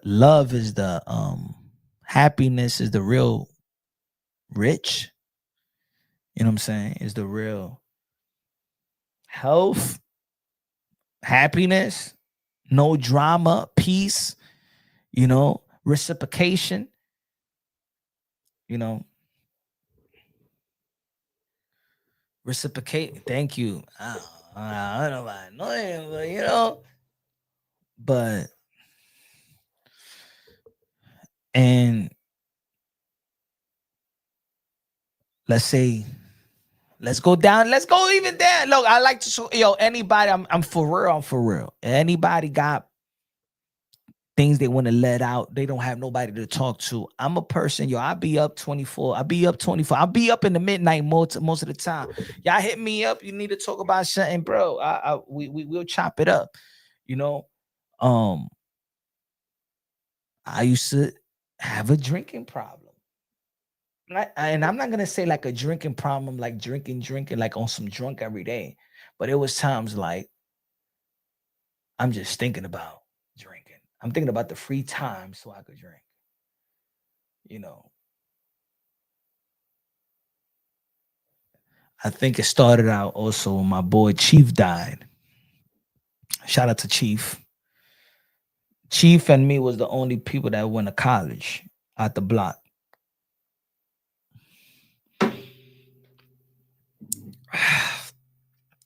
He died in a car accident. I remember I'm like, damn, I was evil too. In a sense, and not evil in a sense. I'm like, damn, God, there's a lot of people that ain't doing shit in their life. You gotta take out Chief. That's the guy you know, there was times that, you know, faith really got checked. Because I'm like, damn, God, out of all the dudes in the block, Chief, damn, man, really? The one that was doing his thing, went to college, bought his apartment in Fort Lee, got a new car, the Infinity. At that, I'm young, so I'm like, damn, he's doing his thing. And he died. The good guy. Everybody out here ain't doing shit, and he died.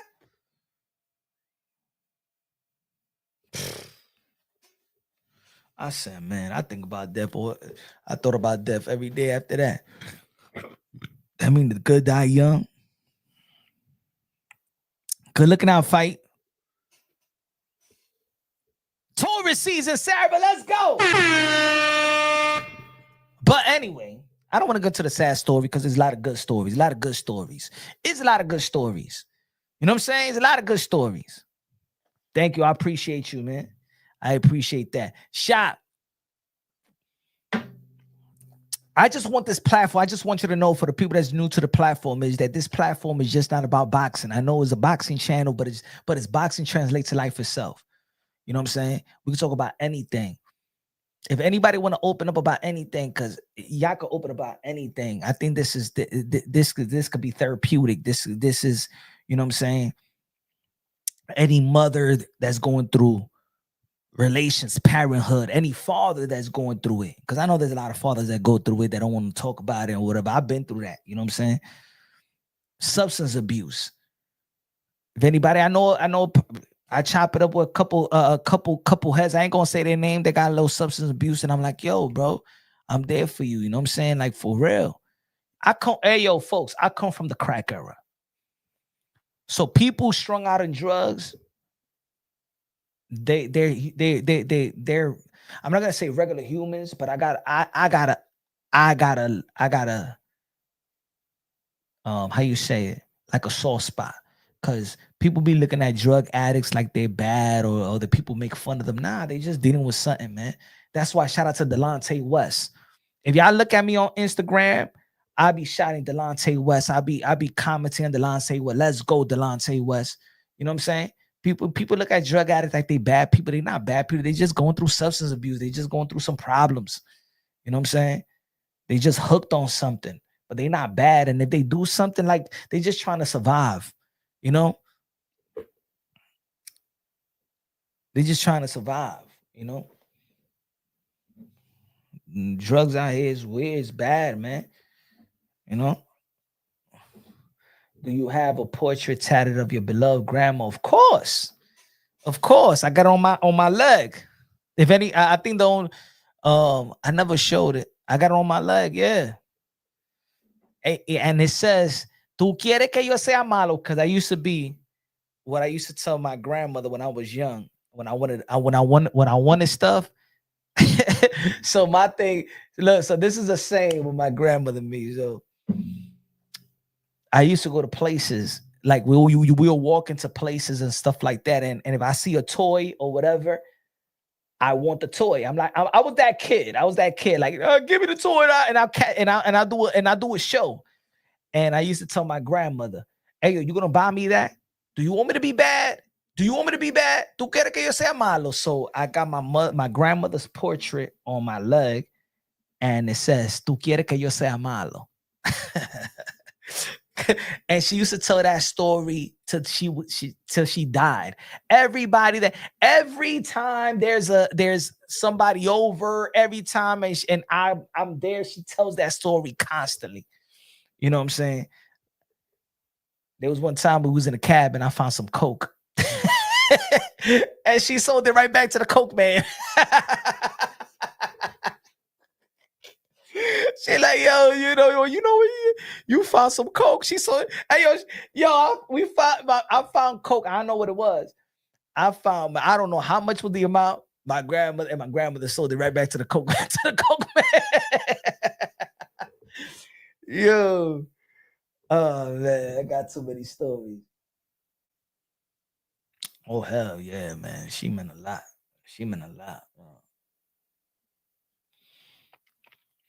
I'll tell you right now, if my grandmother was youthful and alive, she'll be watching the live right now. Cause my grandmother used to, like, I remember when Teofimo Lopez beat Lomachenko, and my grandmother hit me up around 1:00 in the morning, and she said, "¿Tú viste el hondureño que ganó?" Así, sí, yo lo conozco a Teofimo Lopez, sí, yo lo conozco. Hey yo, hold on, give me a second. This is good.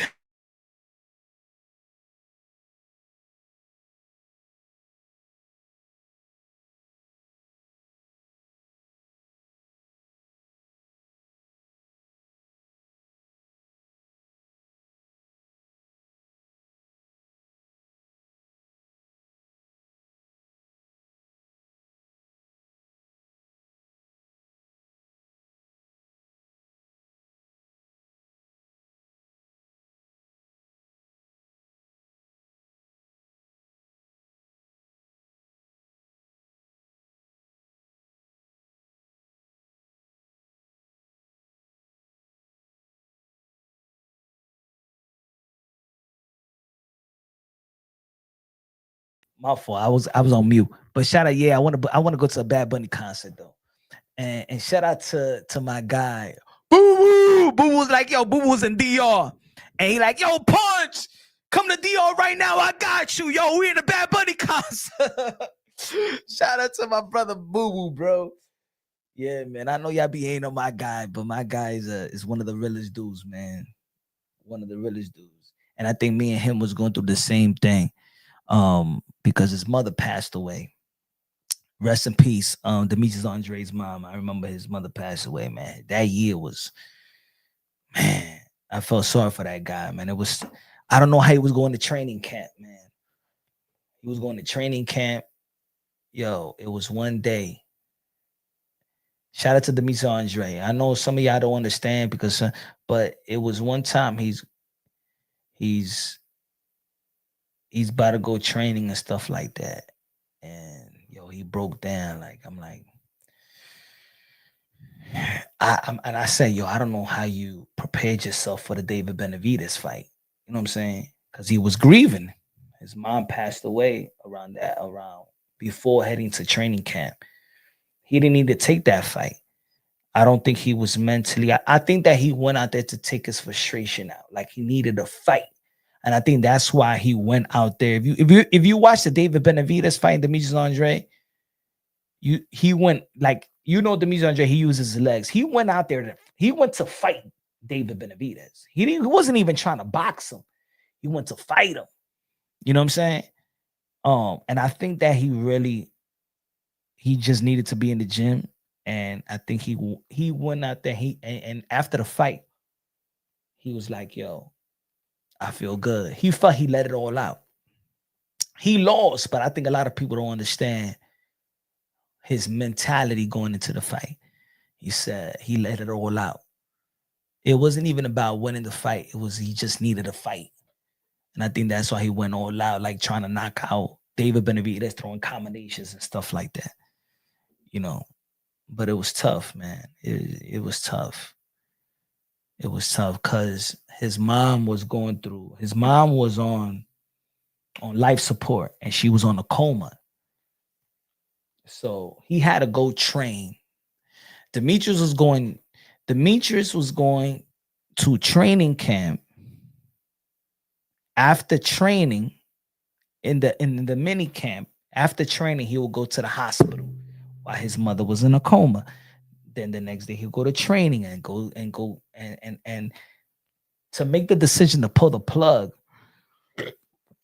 That's why I get, like, if you ever see me debate and people be like, yo, Demetrius ain't shit, Demetrius got, yo, man, sometimes, and this goes out to any fighter, like, people don't know what fighters go beyond the scenes. They think that fighters are some, like, robots. Like, he was going through it. You know, I seen him, like, yo, I was like, damn, bro. Like, you know, like, and then when I lost my grandmother, you know what I'm saying? Yo, that's my guy, bro. I don't go fuck what anybody say about him. He's one of the realest ones, man. There's certain boxing people that I know, but it's all about boxing. When I speak to Demetrius, bro, it's not even about boxing.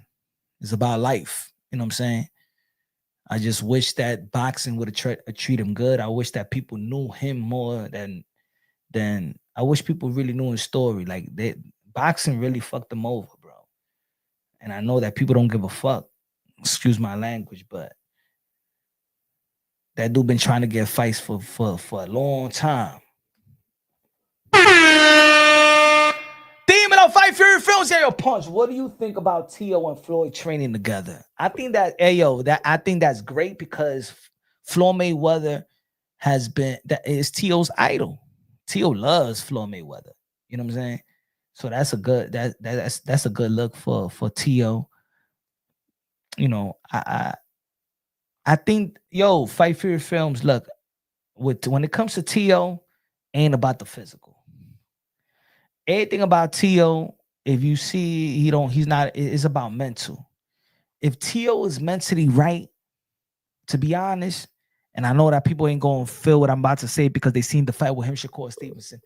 If Teo is mentally right, Teo beats anybody. Teo beats everybody in his division. If Teo is right here, I think sometimes Teo cares about what other people think. I think Teo cares about what the wrong people think. You know what I'm saying?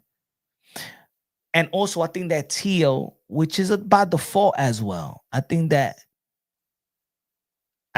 when he beat Lomachenko and that undisputed, and people was disputing his undisputed, I think that took a lot out of Teo. more than people think. I think that everything he worked for, his dream, everything he worked for. Remember, he was calling out Lomachenko 2 years prior. I think that you got to understand certain fighters, right? And you got to understand their dreams. Just like we all have dreams about something. Teo had a dream to be the best. And he got into boxing, not caring about money. Teofimo Lopez is one of the fighters that's not really money driven. Leading up to the Lomachenko, he's not really a money driven guy. He don't got an entourage. He doesn't care about none of that. He wants to be great. That's why I named it a takeover. He wants to bring that retro mentality back. But when he felt that the boxing world turned on him, like the boxing world didn't say, no, you are undisputed, even though that we all seen the politics of the sport of boxing, effed his legacy over. We was, as a boxing community, used to be supposed to be like, nah, WBC, F you. Teofimo Lopez is undisputed. Forget about your franchise. We don't give a damn about that. You're not going to take this away from Teofimo Lopez. When he seen that the boxing world turned on everything he dreamed of, then he looked at the game like, oh, this is what I bled for. This is what I would die for. This is what I wanted all my life. And y'all not giving me my just due. I think that took away from Teo, to be honest. I think people disputing his undisputed, I think that truly really hurt him. It hurt him because you got to understand, he's not like us. This is his life. Boxing is his life. This is his goals. His goals to be the best. And then when you think about it, Teofimo Lopez, if it wasn't for the franchise, for the WBC, he would be the youngest lightweight, the youngest undisputed lightweight in the history of the sport of boxing. And because of the politics of the WBC, they took it away from him. Devin Haney became the youngest undisputed lightweight in the history on the books. I feel sorry. Now I know Teo is really, there's a lot of fighters that care about the business. Teo really cares about the sport. And I feel like he got people effed him over. And I think that was the emerge of the Teofimo Lopez really crashing out. Teo really ranting out. Before that, if you look at Teo was like happy-go-lucky. Like he was fun, the Fortnite kid. He was just a kid. I think that after that Lomachenko and the dispute of his undisputed, I think, and then when the top rank just wanted to give him $1 million, they wanted to pay him less than when he got Lomachenko. I think he said, damn, I thought it was high risk, high reward. And I thought I was going to respect. And I think that was a rude awakening for him. Barbara! Appreciate you, Barbara. Miss DJ. It's good. Appreciate you. Hey, yo, what y'all drinking tonight? Y'all going to drink? Y'all going to let me drink by myself? What y'all drinking tonight? What y'all drinking tonight? I know y'all ain't drinking water.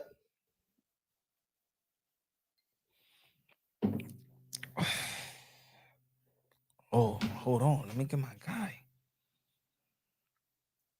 Hold on.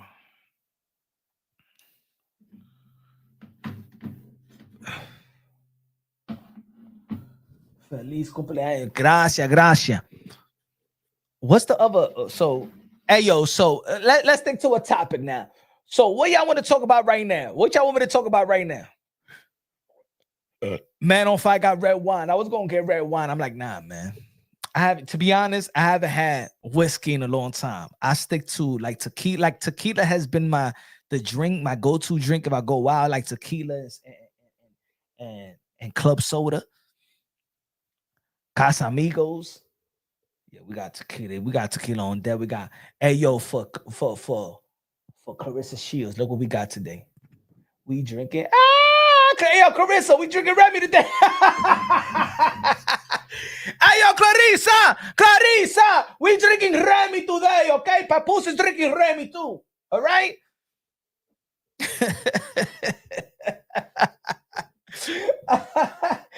Clarissa, We drinking Remy today, okay? I don't give a fuck, all right? We drinking Remy.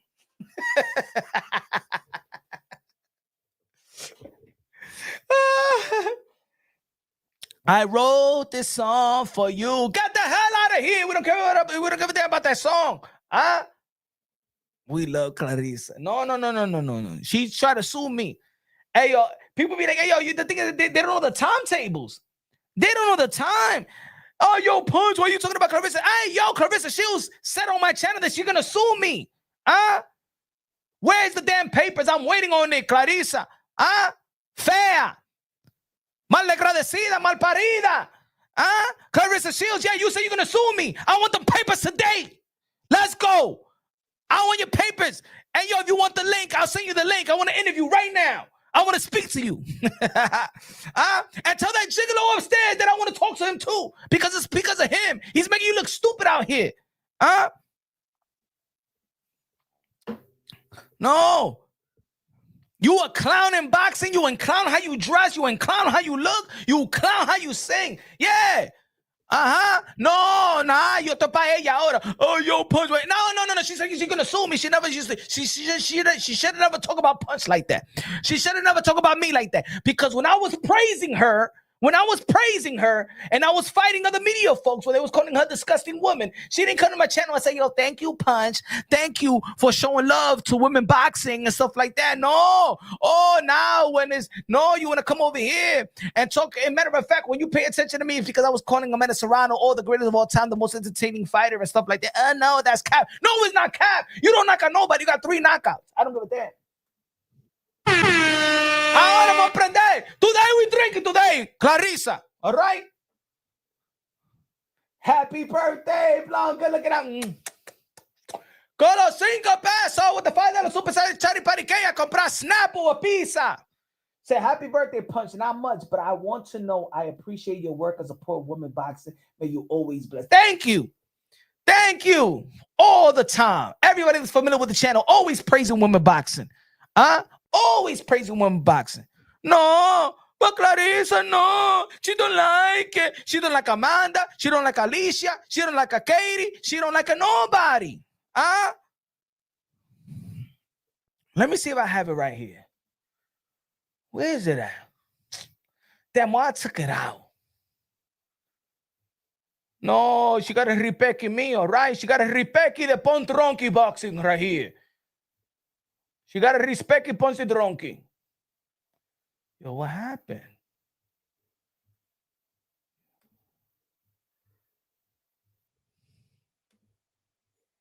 Yeah, I don't know what happened, my friend. No sé lo que está pasando aquí. I can't even put a picture out.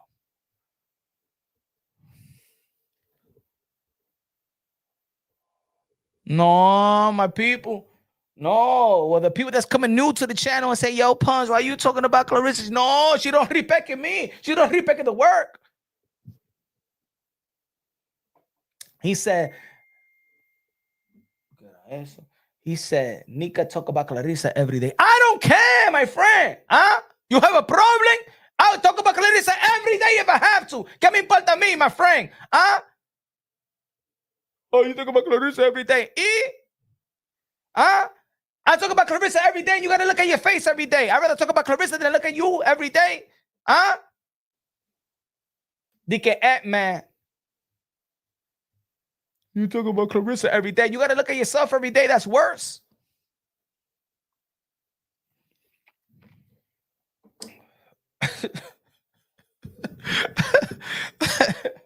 She said she's the hot topic. It's not that she's the hot. You know what it is, man. On fire. It's not that she's the hot topic.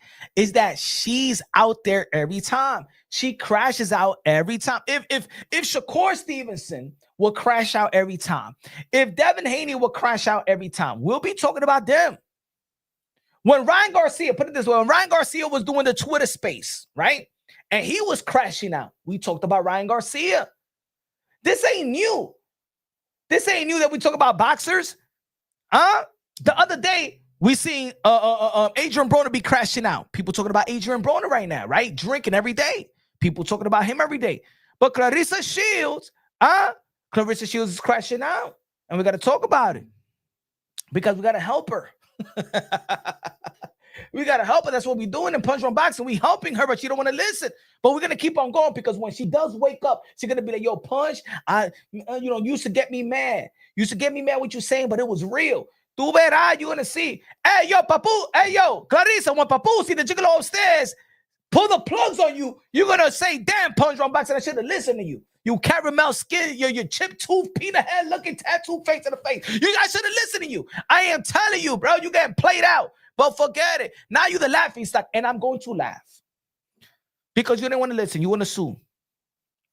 Oh, you liar. You're a liar. You know, you a liar, Clarissa Shields. They get $8 million. You don't get no $8 million. Estúpida. You ain't get no $8 million because you said in the Good Morning America, we just threw a number out there. Huh? Oh, you don't think I'm Punch Drunk Boxing? You gotta understand, I'm not like these other. I'm not like these. I'm not like these other people, man. I get the information. Whatever information I want, I get it. I get it. You tell me anybody, not even Google get this. Not even Chat GPT, ETT, EBT, whatever you want to call it, to get this. Huh? How I know that you didn't even get over $1.5 million? How I know? Huh? Clarissa. Damn, I can't even put it right. Well, I don't know what's happening. ¿Qué está pasando?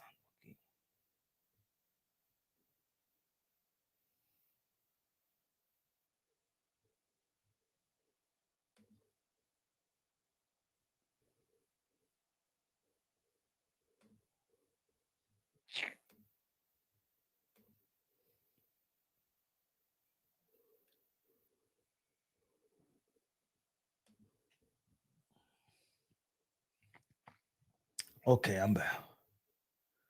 Pero ¿qué está pasando, man? Don't know, man.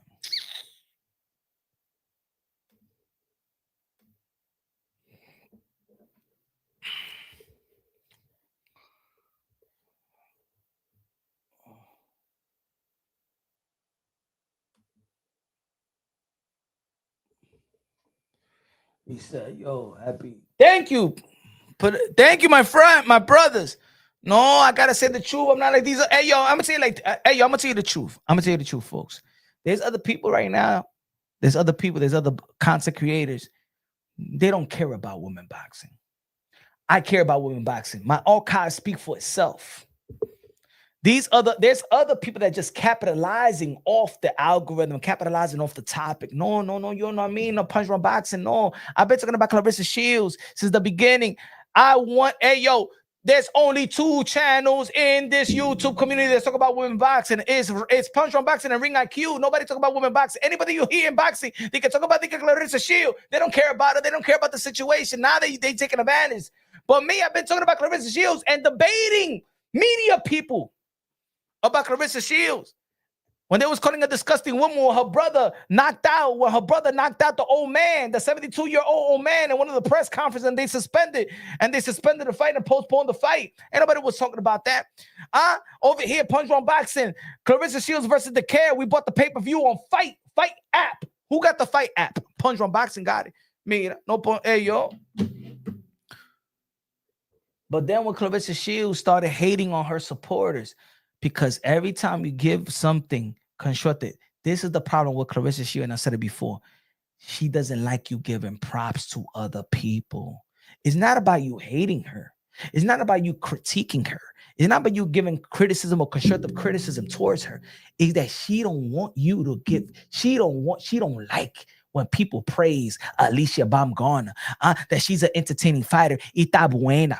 She don't like that. She don't like that Amanda Serrano got praised, because when Clarissa Shields came out the amateurs and she was getting the praise, and then Amanda Serrano used to be like, you my big sis, even though Amanda Serrano is older than her, and she used to give her props, always supported her. But then when them people started actually saying that Amanda Serrano is the greatest of all time, you started throwing shade at Amanda Serrano and Katie Taylor, because you a hater, Clarissa. You a hater. You a hater. Clarissa! Con los 5 pesos! Happy birthday, Punch Drunk. May God bless you with many more. Much love, respect. Rest in paradise to your abuela. Stay strong. You already know. Doña Nila! Appreciate you. Thank you. Tio. Todo peso de plátano. Happy birthday. God bless you. God bless you. Appreciate you. A comprar Coca-Cola. No, my brothers and sisters. No. Everybody gonna get it today. Everybody gonna get it today. It like the other day. Tio's my guy, but I say, yo, Tio, it's time for you to take accountability. My brother Teofimo Lopez is I consider Teofimo Lopez my friend. I consider Teofimo Lopez my friend. And they know. I go to war for them physically. When people was talking shit about Teofimo Lopez Senior, I was about to go to war in Brooklyn. Tio knows that. You know what I'm saying? So I keep it real. I keep it all the way real. I show out. I don't talk. I talk the talk and walk the walk. I talk the talk and walk the walk. So when I say, yo, that my guy Tio, man, it's time for you to take accountability for your shortcomings. Don't blame nobody else, man. It's time for you to take the accountability, man. You know what I'm saying? Because as a friend, I don't want people to keep on talking like that about you, man. You know what I'm saying? You don't got to find an excuse for everything, my brother. Because you're a great fighter. I believe that Teofimo Lopez will beat anybody on the right. And when he's right, mentally right, Teofimo Lopez is the best, in my opinion.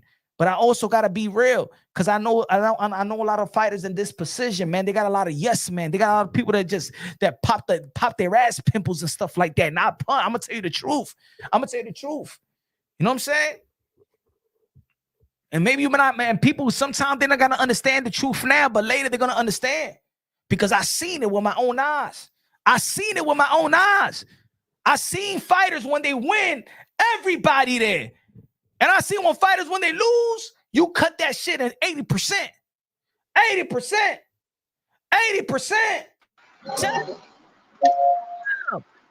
Who's it?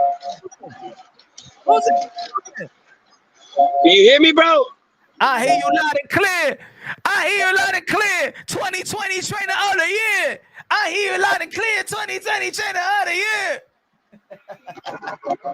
They must have forgot, bro. Let's go, Theo Senior in the building.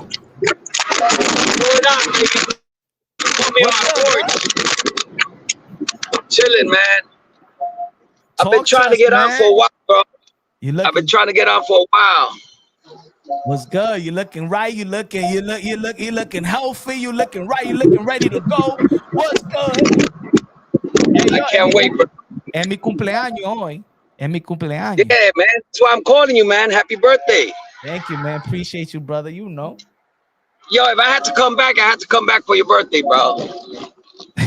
You know how it is. I'm trying to find a place. Trying to find a place with some light. Yeah. Hey, yo, we out right here here all night. We celebrating with the people. You can see me better now. You looking sharp, man. Looking light. Look like the light is on you, bro. Look like the light is on you, huh? Bro, I be walking with my kids, bro. They be thinking I'm their brothers. Ay, míralo. Yeah, Está chévere hoy.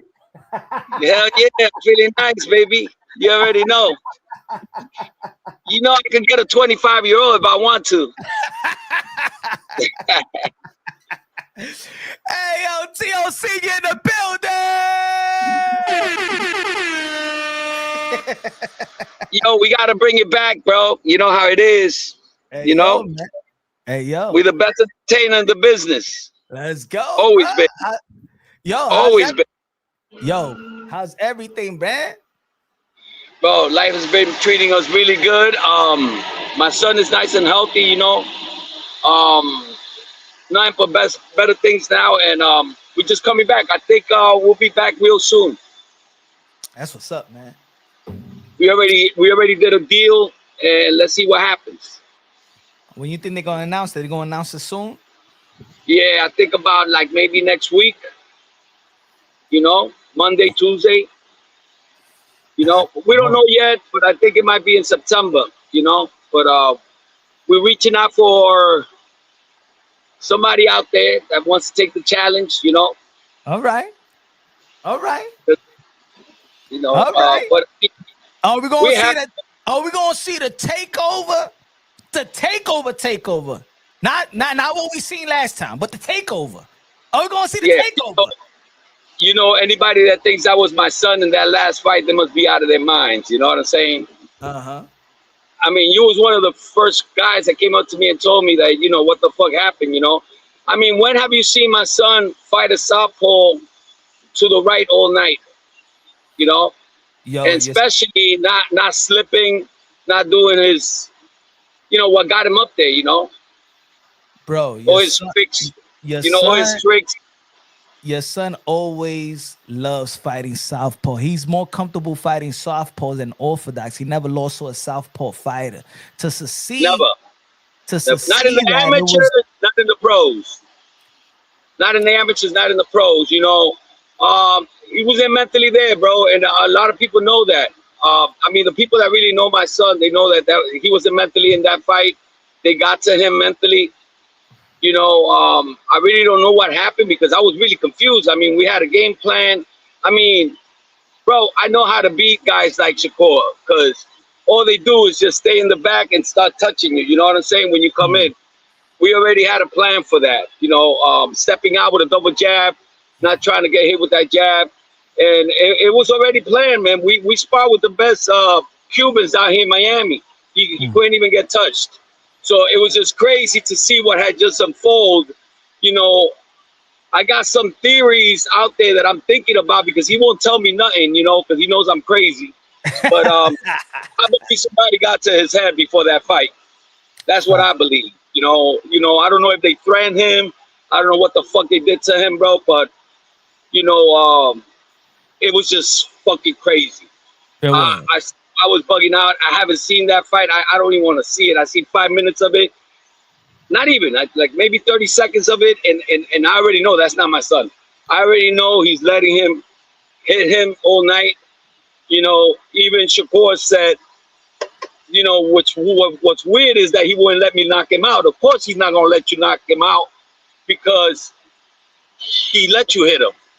You know what I'm saying? Like, bro, come on. You're not going to slip a jab?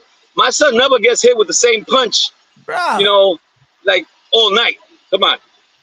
Yo, you know, shout out to Fight Fury Films with 20 beans. Fight Fury Films said the takeover. Let's go. Fight Fury Films. Let's go. You know, everybody needs a pretty face back. You know, my son is the best in entertainment. You know, these guys are never going to get to that level.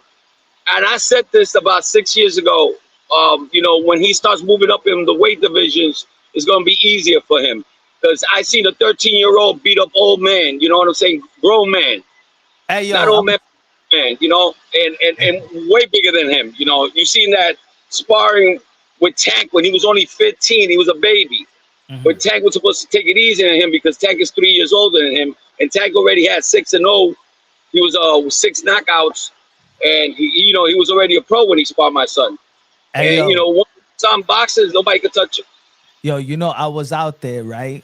But when I checked the playback and people was trying to like, yo, what is Senior saying in the corner? Yo, people are not going to admit it. Yo, Senior, people are not going to admit it. But what you were saying in the corner is what everybody else was saying in the arena. Where's the power, bro? Where's the power? Yo, what you say? You're gonna hate yourself tomorrow morning.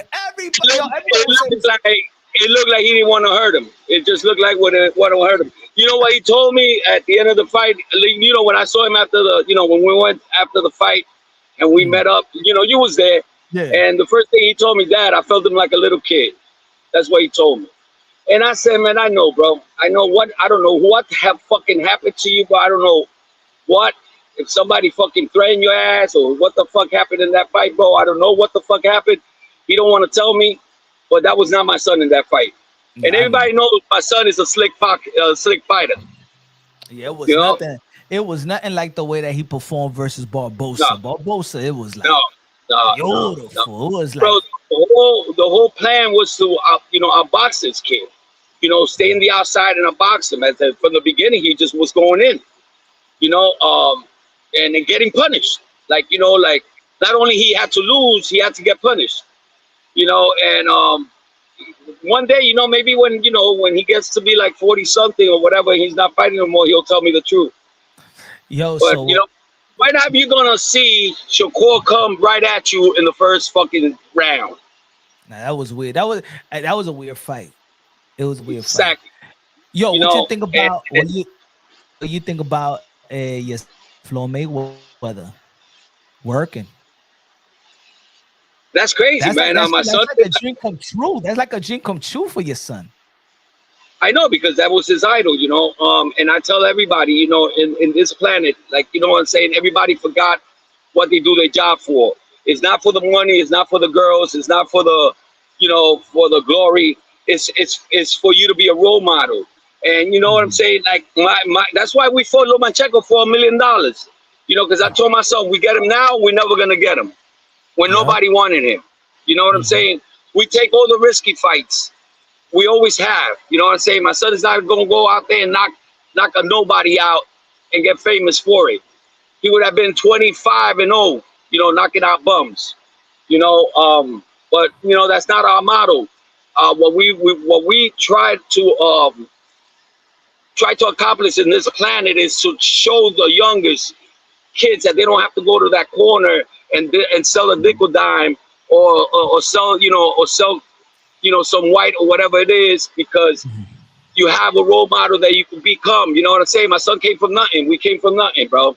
You know what I'm saying? We was never liked because for some reason in this planet, bro, they don't like a father figure rooting for their son. You know, they fucking hate that shit. You know why I think it is? Because they never had a father rooting out for them. You know, and all those people that talk shit about me, bro, those are the people that had an absent fucking father. That's the way I see it. You know what I'm saying? And they just hate that shit. Bro, all I've ever done wrong was root for my son and believe in him. And in this game, you have to do that shit. This game is crazy and it's ugly, bro. You know what I'm saying? That's why every time I would go to the fights, bro, everybody in Florida hated me, bro, because when my son was coming up in Florida, you know, we're from New York. I brought him here at 6 years old. He did taekwondo for like about 3 years in New York. And then I moved right into a boxing place. Yeah. And I was training, you know what I'm saying? And it was in there like I was trying to get my son into this shit. But he liked it. You know, my trainer freaking got him. And he said, yo, your son is like real gifted. You know what I'm saying? You should start thinking more about him. And we started the adventures, bro. We started the dream, you know, but it was never a fucking dream. It was about us fucking winning. Yeah. That was it. It was about me being like, yo, like every father in the world wants their kids to be better than them. And I don't want nobody to say different. You know what I'm saying? Everybody wants their kids to be better than them. And they don't understand there's only 2 people in this fucking planet that really loves them. I mean, to the heart, you know, that they will die for them. And that's the mother and the father. Yeah. There ain't nobody else. Fucking friends, no girlfriends, no fucking wife, no fucking nothing. It's all, everything is a father and a mother. You know, a good father and a mother that's always been there for them, that don't hit them, that I never hit my kids. You know, I got 3 kids. You know, my 2 daughters were first, and then I got the boy at the end. You know, he came out special. You know, he's God gifted. Ain't nobody in the entertainment business and boxing doing what the fuck he's doing. You know, he does shit in there that nobody even knows what the fuck he's doing and what he's gonna do next. That's entertainment. So how you think you could get back? Because we both agree. I feel it was not the physical. I think he was prepared physically. Well, I think he made a weight. My wife did a great job with him. She's been his nutritionist for forever. You know, from 170 fights in the amateurs, maybe 200. We don't know, give and take. You know, never lost to a southpaw. He's a master at southpaws. You know, from the beginning, when I saw him going to the right the whole night, I was like, no, this motherfucker's giving up this fight. I was bugging out, bro. I couldn't understand. We had the game plan. We had the fucking game plan how to beat this kid. My son couldn't even get touched when we sparred this kid. You know, like how the fuck this kid's not gonna become a Superman in a couple of years? So, you know, something was fishy there. I don't know what it is, you know, but yo, this is, like I said, this is not a race. This is a marathon. Let's see who the fuck stays on top. Yeah. You know what I'm saying? Yeah, because one fight, look. We seen Teo in the situation where people didn't believe, people doubted him, and then that Josh Taylor fight happened. He humbled the whole world again. So I think if there's any fighter that has proven this era that, hey yo, look at what Danny Dubois did today. Everybody counted Danny Dubois. Look what he did today. Beat Fabio Woodley right back on top. And I think that Danny Dubois and Teofimo Lopez have the same thing. Like, people write them off, and then they come right back, and then when he wins big and wins beautiful, it's like, yo, who could beat him? Yeah, but the difference is that wasn't my son in that fight. Bro, if he would have fucking boxed, and he would have lost, and he would have came with the game plan that I got him into, is different. Then I would have said, okay, fuck it, man. I would have been fucking crying. I would have been like, you saw me. I wasn't even upset. I was like, yo, I know what the fuck. I don't know what the fuck you did, and I know you're not going to tell me, but that was not fucking you there. It's not like he was trying to box him, and Chico was faster than him. He was like doing nothing, like zero. You know what I'm saying? And that's why I got frustrated. I couldn't even train him no more. I was like, yo, man, what the fuck you doing? Like, yo, this is like, fuck, you're going to hate yourself tomorrow, bro. What the fuck is wrong with you? Like, that's why I said. There's videos on YouTube. That motherfucker never fucking fight. Yo, you never fight a southpaw with the fucking boy to the right. You know, never. You know, he's never done that. You know, because that's why, you know, listen, God has everything planned for a reason. All I know is that I'm sticking by him, win, lose, or draw. You know, Andre Ward was talking shit about me, bro. I never done anything wrong to this guy. Never talked bad about him. And now he comes out, he makes a special right after the fight saying that I left my son there because he lost. No, motherfuckers, I left my son because I was trying to jump fucking Crawford at the moment when Crawford was pointing at me and laughing at me. And I knew they did something mentally to my son. You know, so it hurt me. So I went running to jump him. They don't show that clip, bro. Nah, they Where don't. the fuck is the clip? Where's the clip? What they did was they grabbed me. Security grabbed me. They didn't throw me out. Security was like, yo, Mr. Lopez, relax. Yeah, they're gonna arrest you, man. They're gonna arrest you. So you know why? I just went up to my son. I said, yo, I'm gonna get the fuck out of here because I'm about to punch somebody. And I just got out. Right? That's my son, bro.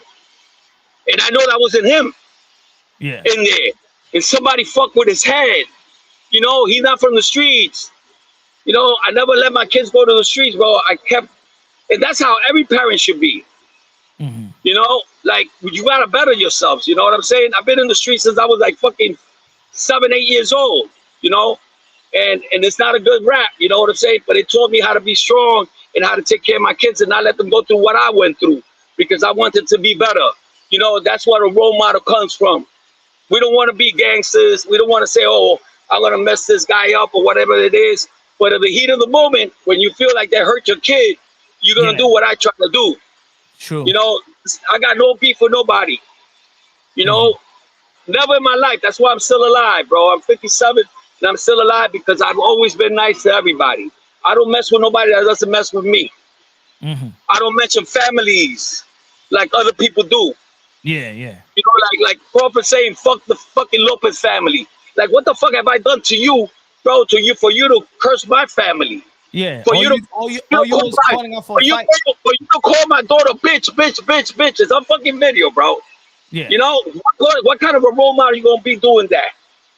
You know, I'm going to set my peace with everybody. You understand? If somebody want to hurt me, bro, go ahead and do it. You know what I'm saying? But I never mentioned nobody's family, bro. That's sacred. Yeah. You know? And then you blast me out there like I'm a bad father, bro. You don't know what I've been through with my son. Nobody knows. All right? Getting up at 4 in the morning, making sure that he's on weight. Him running away from me every time he did bad in the gym. Why? Because he wanted to be great. And I had to call the cops for 3 hours.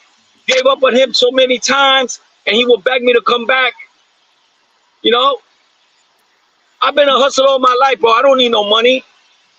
I can survive on anything. You know?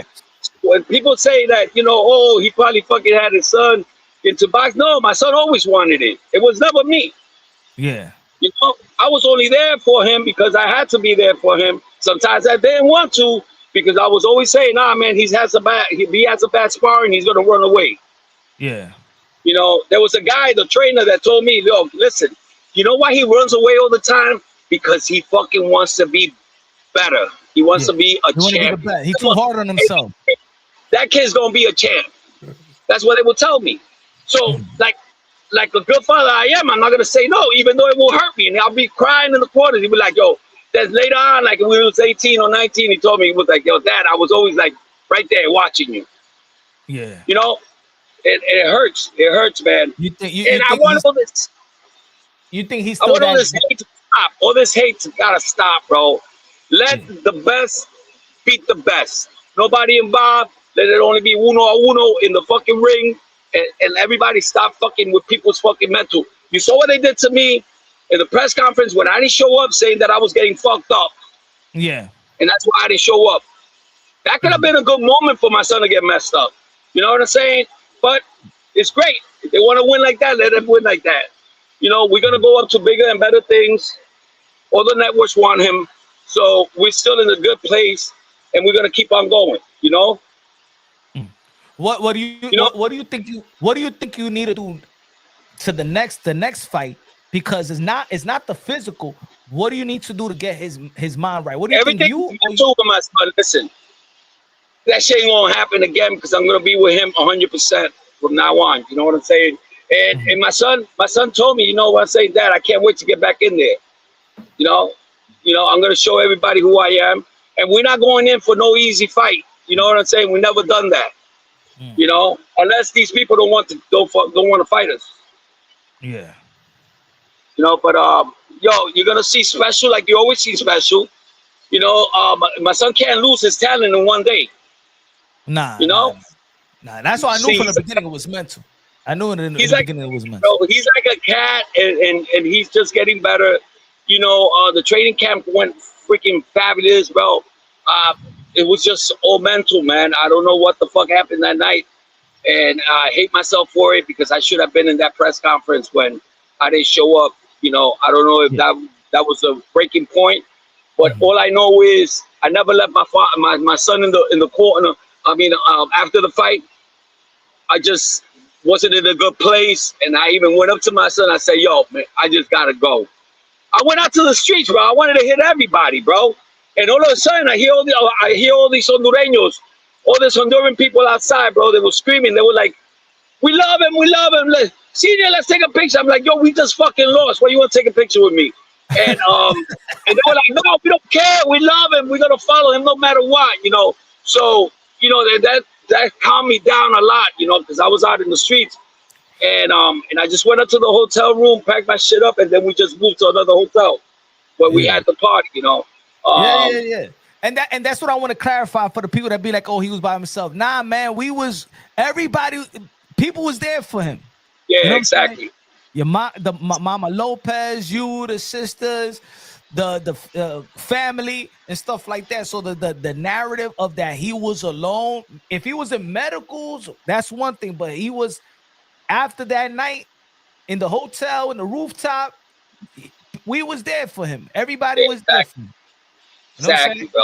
So the people with the narrative, nah, he was not alone. Yeah, no, everybody's like, "Oh no, Chico's good, Chico's good." Get the fuck out of here, bro. My son didn't even slip one fucking punch. Get the fuck out of here.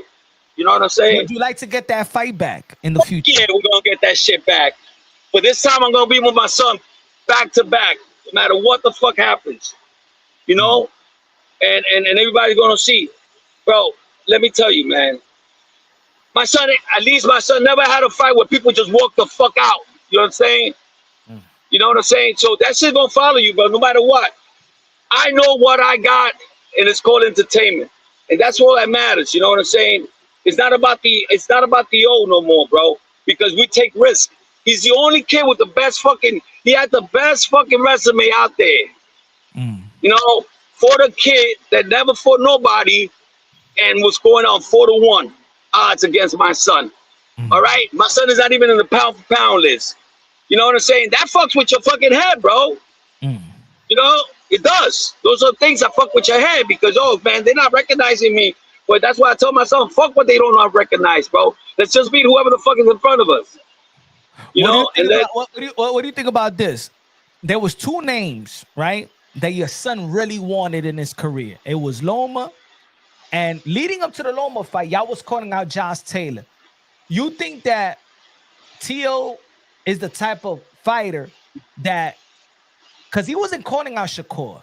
He wasn't a guy that wanted Shakur. He said in an interview, he was too small, bro. And he didn't bring any excitement. You know what I'm saying? We wanted the killers.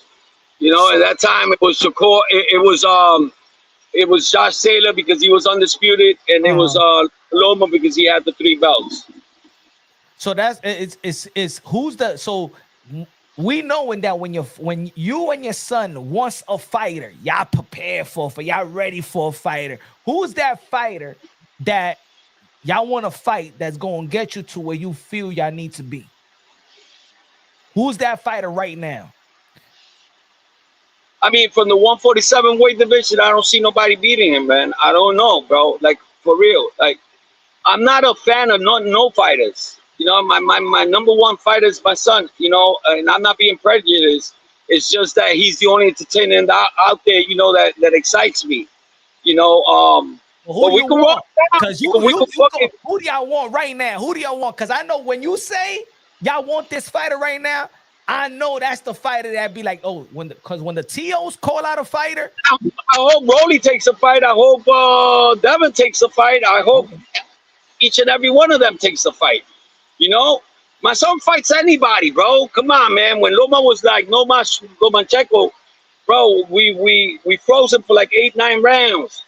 You know, so I mean, he ain't scared of nobody, bro. Like, you know, they offered him, bro, like to fight nobody and the same money. Like my son said, no, I want to fight a fucking guy that got the belt. So we don't know who we're gonna fight yet, but hopefully we find out next week. You know, I'm not here to say so, but you know, I'm gonna let my son do that. You know, he's the one that's fighting in there. But yeah, man, we want to get that belt right back. Yo, let me shout out Boxing Talk with the 20 beans. Say, yo, happy birthday, mi hermano. Good looking out. I love you, fam. Senior, you a good man, but you gotta take a harder look in the mirror because it's do or die right now. It's now or never in the mirror and get the soul right. God bless from a fan. Yeah, listen, is it do or die right now, Senior? Is it do or die right now? One thing that people don't understand in this game is always a do or die. It's it's always do or die. You know, I looked out, you know, first in the beginning when I was doing all the talking and I wanted all the freaking guys, you know, like I went up to Loma and I said, fuck that shit, bro. You got to fight my son. And I didn't let him go. I didn't let him breathe. And that's the same way I'm going to come back right now and do the same shit. It doesn't matter if it's Rolly, if it doesn't matter if it's Devin, if it doesn't matter who the fuck is the other guy. We need Senior off the leash. Senior's is unhinged. We need the Senior unhinged. We need that right. We need that retro Senior back in action. Everybody, because you know what? Whether people want to admit it or not, you get under people's skin. You get under people's skin.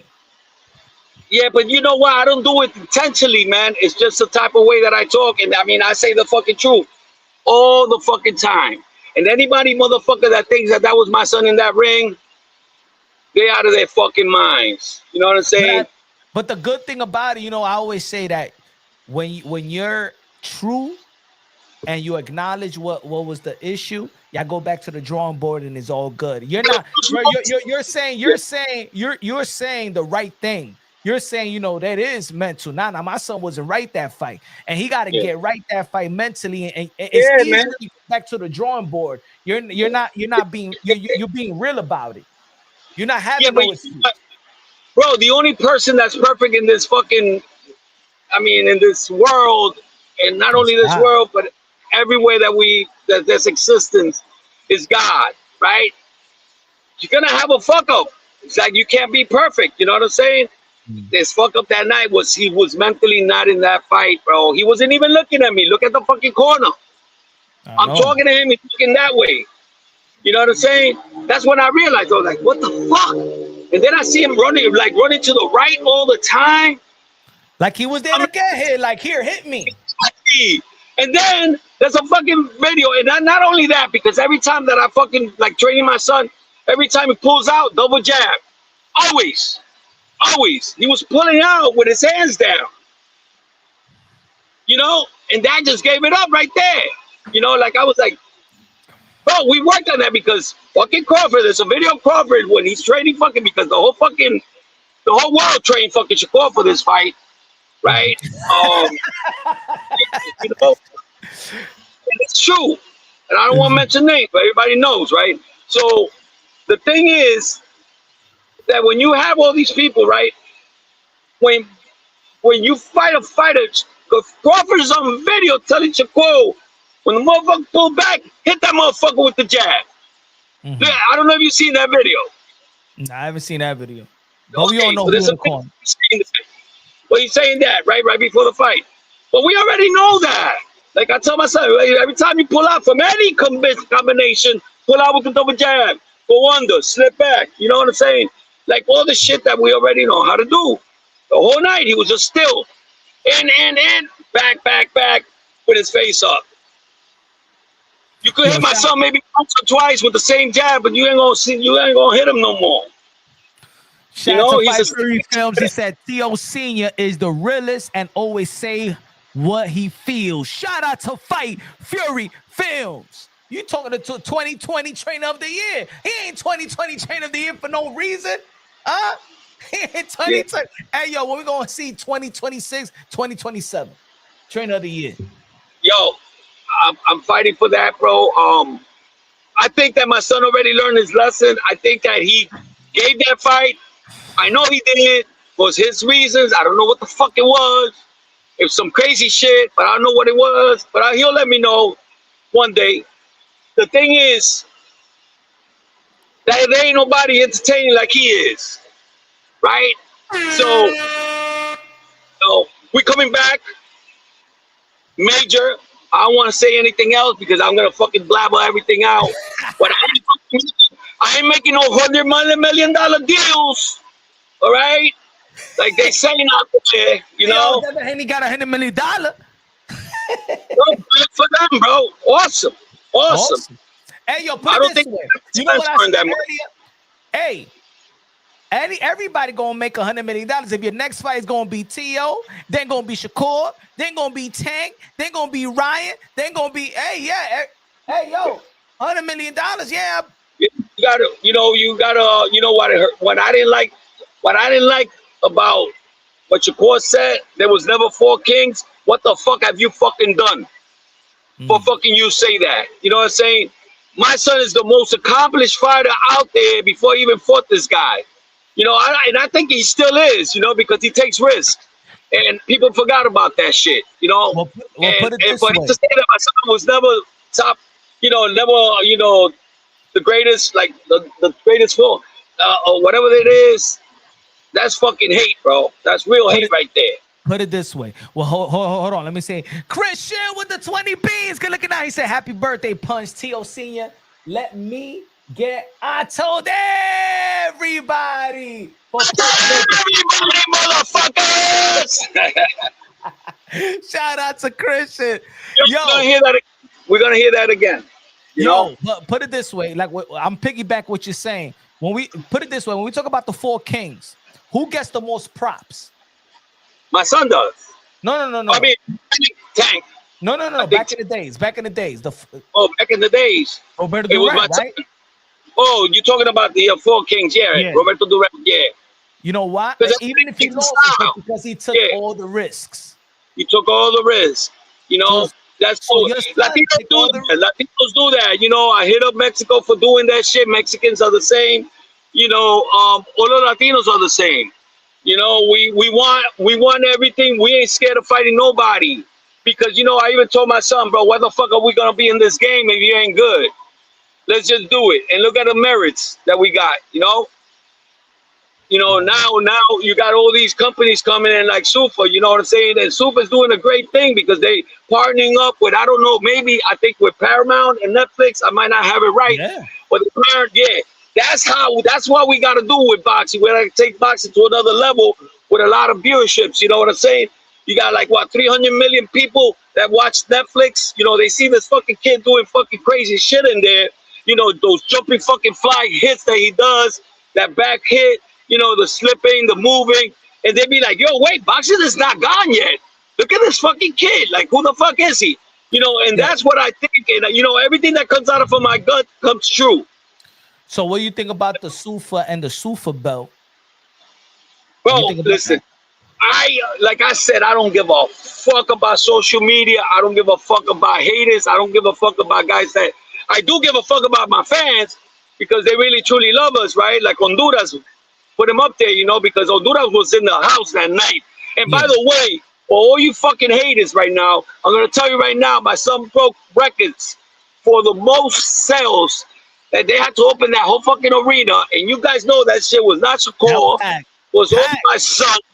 That was all my son down in there. So the Madison Square Garden world records from the Knicks games, from the fucking all the games, and the fucking all the fucking shit that ever happened in Madison Square Garden. My son beat that record, and the one that had the record was Muhammad Ali and Joe Frazier up in 1973, I think it was.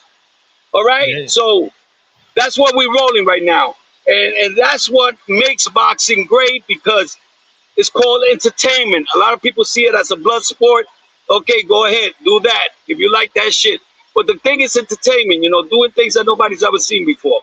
Yo, you know what I said earlier before you got on? I said, I think that, because I said, yo, your son is not like the other fighter. He truly cares about the sport way more than the business.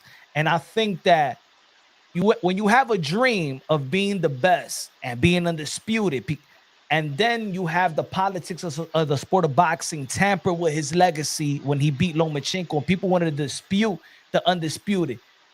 I think that right there really like was a rude awakening. Like everything he worked for, everything he dreamed of, and people try to take all it away. Do you think that still play like, damn, yo, what did I walk myself into? I thought that. Bro, they already fucking had told us this. This shit starts from the fucking amateurs, bro, with us. You know, they told us they were going to fuck with us in the fucking pros because of the fucking shit that happened in the Olympics with France and my son when they fought the first fight, you know, which France got the silver medal. And I was all over the newspaper in Brazil because everybody was screaming Honduras after that fight. We won that fight clearly and loud. I don't want to call out the identities out there, but you know that after a month after the Olympics in 2016 in the Rio Olympics, they disqualified all the judges after the month. You know, and they disqualified all the judges. 36, I think it was 36 referees, and I don't know how many judges, but they disqualified. They should have forfeited the whole event. They were giving out, name me one gold medalist that ever did anything in the pros since 2016. Yeah, I remember that year. Yeah, that year your son was ringing bells. Felix Verdejo, Council Cial was ringing bells. Yeah. But you know what happened was, they played my son dirty for 3 years in a row. He will never win the nationals, right? He will get close, but he never won it. You know what they got there? The last year when it counted, he won 27 straight fights, bro.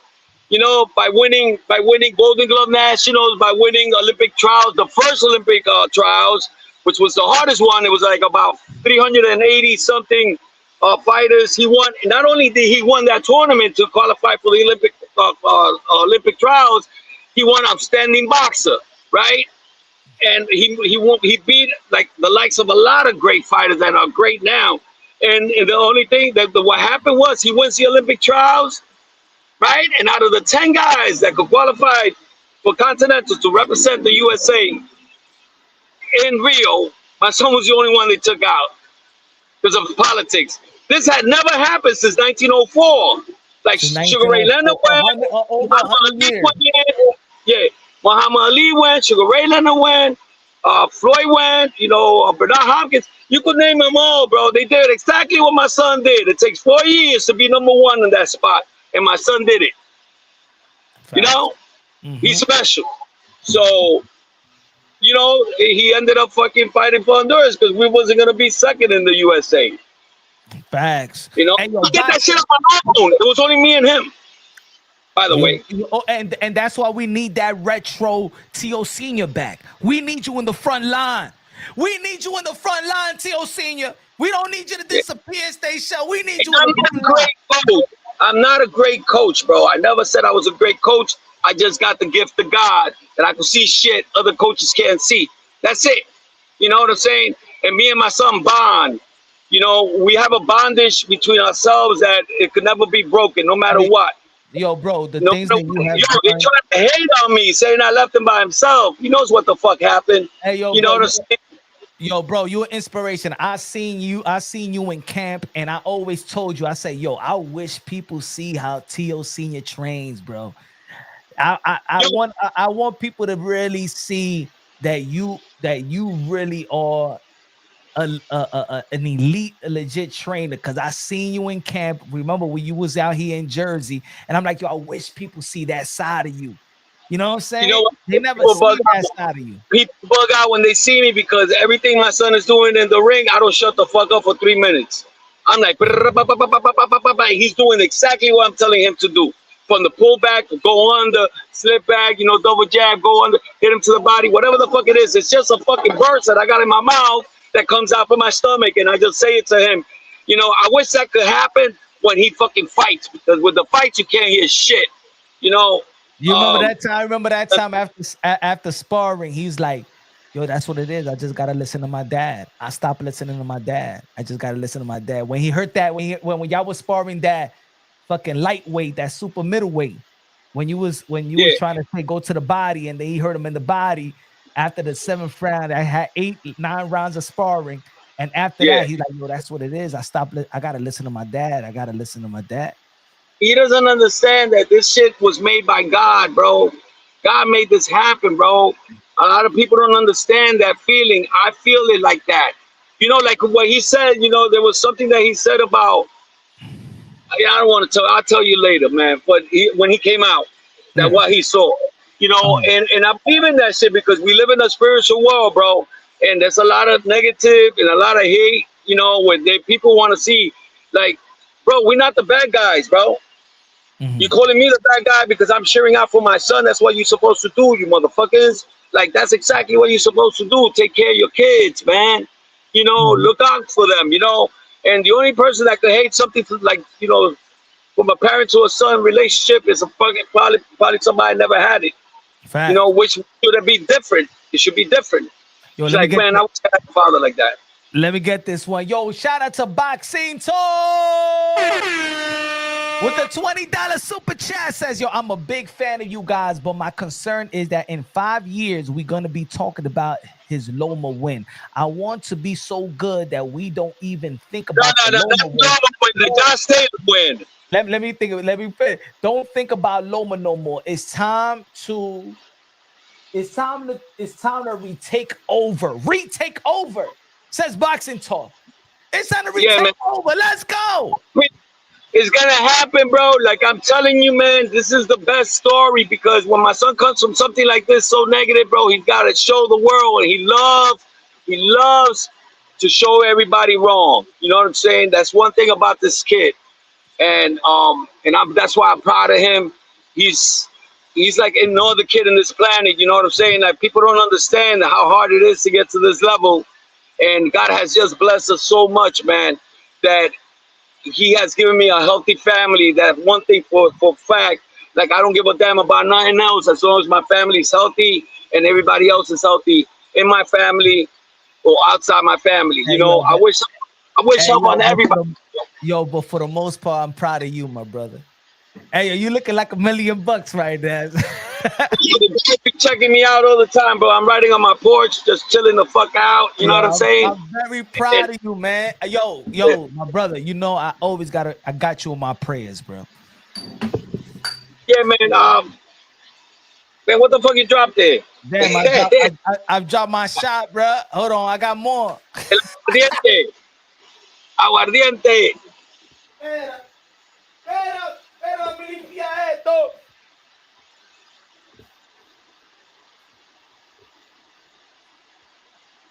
Espera que tenemos más aquí. Espera.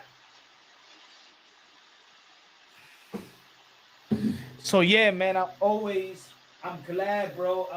I'm glad to see you good and healthy and great spirits, man. Always got my prayers always with you, man. Always, man. Yeah. Alongside with Cat. Look at Queso laughing at me. Hey, yo, Queso, this is gonna be my 15th shot today.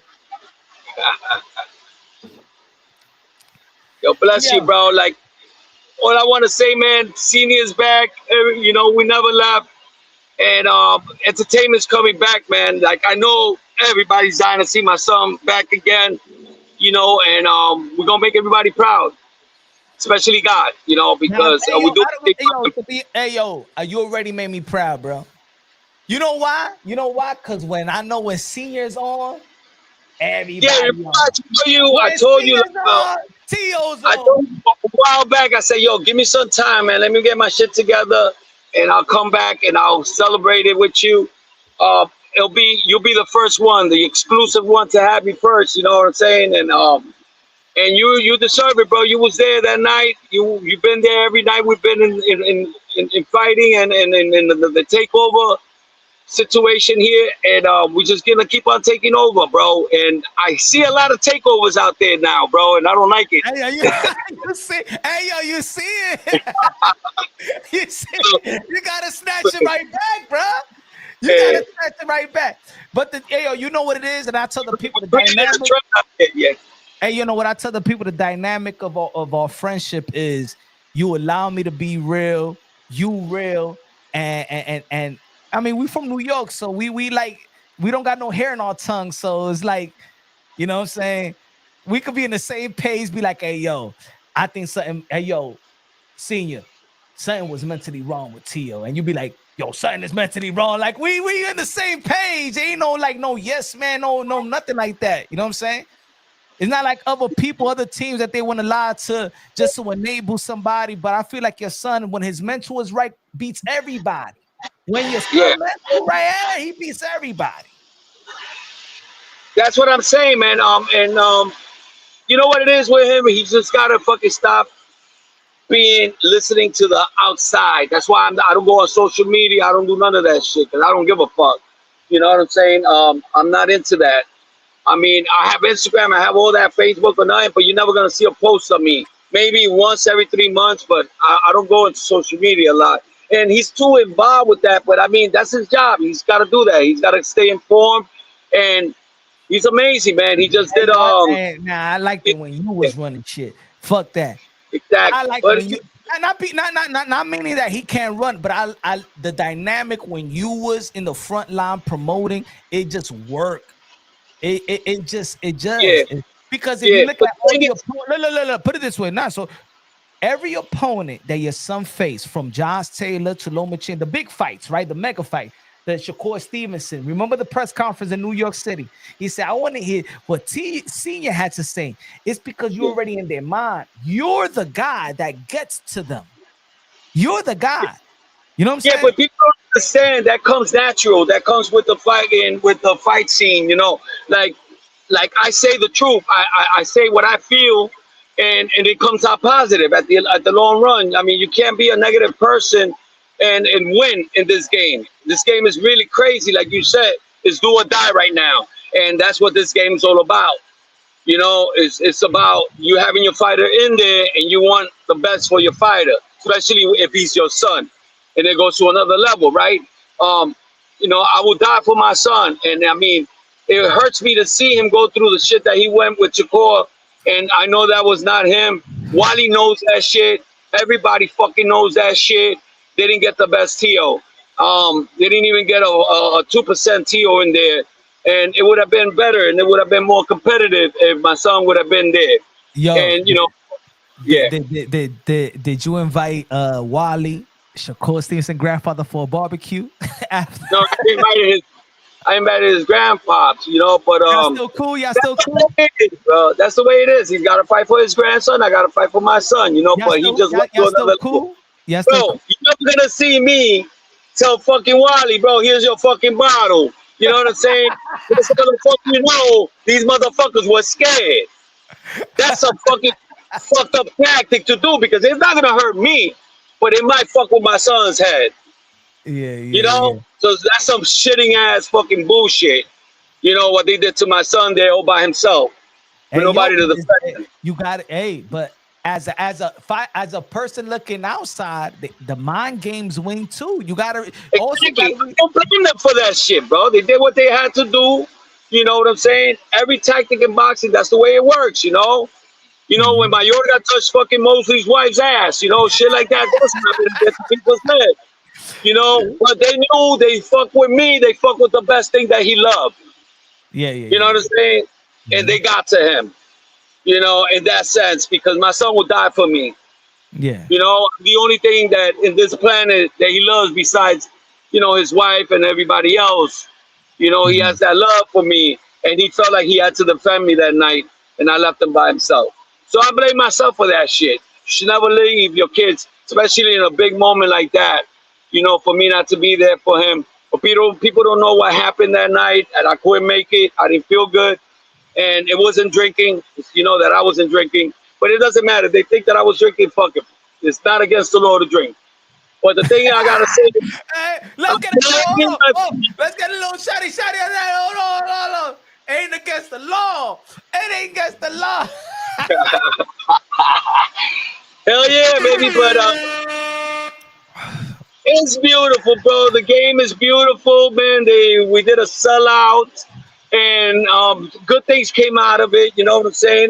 That's not gonna tour no fighters. You know, Manny Pacquiao had 8 losses. One of the greatest fighters in the world.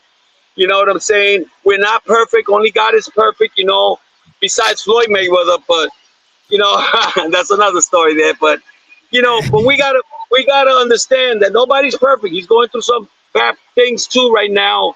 You know, nothing else, nothing that you get in this life with a perfection is gonna be perfect. We're all gonna fall. You know what I'm saying? Let me get this. Let me get. Boxing Talk says, yo, good looking now with the 10 beans. Say, yo, tell Tio to start giving God the glory again. He be talking about the universe and all these other gods, but the Lord, tell him to get his spirit back and get back to Christ. Stop mixing with other gods. Yeah, but my son don't believe in other gods. I don't know where they got that from, because I don't watch social media, so maybe he put something stupid out there, but my son believes in Jesus, in Christ. I talk to him about it too all the time, because I watch a lot of near-death experiences. I would suggest a lot of people to watch those shows. Near-death experience has changed me a lot, because this is not everything. You know, we chose to live in this path, and everything in every moment of our lives, being good or bad, it's just an experience. You know what I'm saying? Everything's gonna be good no matter what. Always is gonna be good. We chose this. We have always existed. That's the way I believe shit. Watch near-death experience. It's about 800 million people die every fucking year in the United States alone that go through this near-death experience situations where they see things the same way that everybody else says it. Hey, yo, So I believe we're gonna keep on going. I'm gonna say it publicly. It's time for Tio Senior and Punsh Drunk Boxing to do a documentary on Tio Senior. You know what? You know why I say this? Let's do that shit, bro. Because I've seen this before. And I said this. I said, yo, you have a unique story. I don't think that people understand the dynamic of your life. You know, what has transpired, the unfortunate with you, your parents, and stuff like that. What makes you you? You know, people see the boisterous. People see who you are. People see how you talk. But there's something behind the voice. Something behind your heart. I tell you something to let you guys know that there's something special that God brought us here to do and to save souls, bro. Because every freaking soul that we get out of the streets into that gym, it's a win. You know what I'm saying? And that's one thing that I always do it for that. I want every kid in the world to love my son, you know, because he's a real role model. He was never in the streets. He don't smoke. He don't drink. He don't do none of that shit, you know. He had his mistakes in the past, but he stopped that shit. You know, he believes in only one Jesus and one Christ and one Lord, which is God, you know, our God. And he's the only existing God. The thing with this is like the shit that's ever happened to us is crazy. You know what I'm saying? He wins Olympic trials, right? And he never won Olympic. He never won nationals, right? For 3 years. That means that what they did to him, if he would have fucking fought for the United States out of the freaking country, he would have been punished for 3 years to not fight Honduras. But he never did because they will always lose. But he won the last year, and he took it all the last year. So that's what I'm trying to tell you. And that never happened to somebody since 1904. Now you tell me that kid that got no purpose. Now I told him, I said, yo, let's go represent Honduras. I'm from Honduras, but your mother's from Honduras. Let's do it. Now he has a whole nation following him. My, you know, what God gave me to see became reality. Yeah, and that was and for the people that don't know, when he went out there to represent the new when the new president got elected, he packed the whole stadium. 68,000 people screaming Teofimo. Well, they call him Teofimo. Teofimo. You know, 68,000. You know what I'm saying? When he went, people and don't then know it was like freaking. Well, it was crazy because he comes and he runs around the whole stadium, you know, with his shirt off, which is crazy. And he goes up to the first lady. I mean, you know, not the first lady, the president, because it was a woman. Yeah. And he goes, she gets up and salutes him, bro. That was just, I mean, how many fighters have ever done that? You know, it's really hard. How you felt as a parent, though? Like, all the things that you've been through, bro. Oh my God, bro! Like I just moved away from him. I let him have his own glory. You know what I'm saying? Like every fighter, like you always see me, bro. When he takes places, I get away. You know, I just want the glory for him, and they don't understand that we don't want it as much as we want them to have it because we feel so proud, and it's a fucking energy inside. It's something that nobody can fucking explain unless you lived it, and I have lived it so many times with him.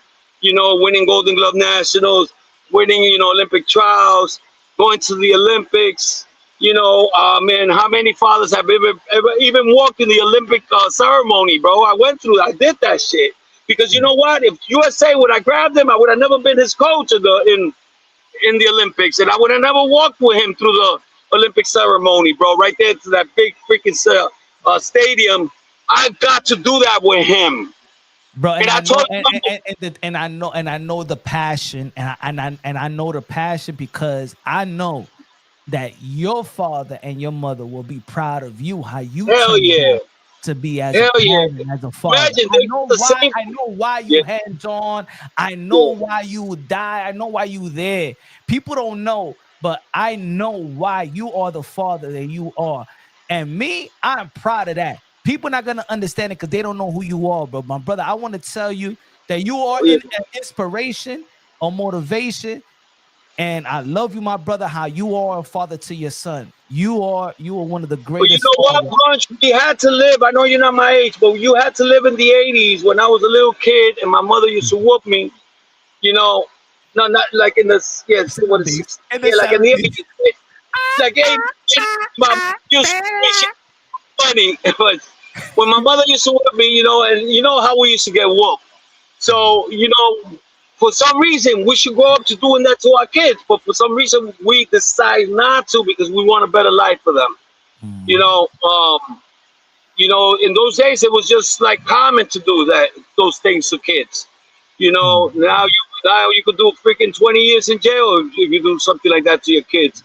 But, you know, look at the society we have now, you know, with everybody on computers, and it's not the same thing, man. When I was out there in the pumps, bro, we used to cut the freaking cans and just be on the pumps, you know, like having the whole day after school or in the summertime. Those days are gone. You know, those days are gone. So, like, people gotta understand this game of boxing. It's not for us, man. It's just to save souls, man, and to do the work of God, you know, and then take the winners. That's something extra, you know, and that's the way I see it. Yo, that's what's up. That's what's up, man. I thank God that we're in the position we are right now. My son is only 28, and I think we still got 10 more years of this shit, you know, if he stays mentally correct, and I know he is, you know, because he's a defensive fighter. He doesn't get hurt too much, never been knocked out, and so he's still got a lot of time to make everybody happy. And because the more we work, the more we save souls, man. I want him to grow up to be a role model, not by buying cars, not by having all this money, you know, by showing the kids that you could get to be nothing. Bro, I used to sleep under the freaking, right there in Miami Beach, right on the boardwalk. I used to sleep there. I remember when I came down from Honduras, when I was trying to bring my wife down. And I started right there, bro. Got 3 jobs within a week, and I was back up, you know. So I've been through the worst. I mean, through the worst, washing dishes, you know what I'm saying? Is that doing whatever I had to do, you know, doing the street shit. I don't want to mention, I'm not proud of that, but hey yo, it don't matter. People learn from it. You know, we know where you at in life right now. You know what I'm saying? You're inspiration. You know what it is? You know what it is? A lot of people out there right now, they're in the level that I was at. You know what I'm saying? And I don't put that wrong. You know what I'm saying? I'm just saying that shit sucks. To just be living day by day, not seeing what's going to happen when you die and when you're going to leave your kids or your families, you know, because that's when all this fucking crazy shit comes in with the Puff Daddy shit and all this bullshit. You know, where your kids out in the street. Hey, you wasn't in no pool party, right? But they could go to a Puff Daddy party. No, I never did that. But you know what, to the pool party? Let me know. Nah, I was just in the streets. That's it. That's it. I mean, money. But now that's you know what I'm talking about, man.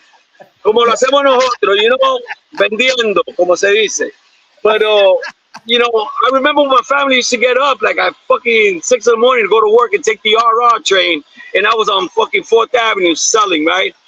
And my cousins got up and they started doing the same shit I was doing, so I'm like a bad influence, right? Yeah.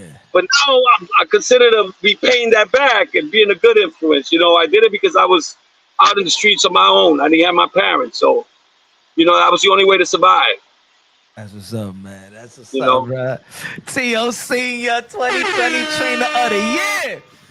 You already know, man, we coming to do or die, and my son is ready, and I can't wait, bro. It's the takeover. It's always been the takeover. It's never gonna die because you know, he's the most entertaining fighter out there, and I know everybody want to see him, and it'll be where we at, May, June, July.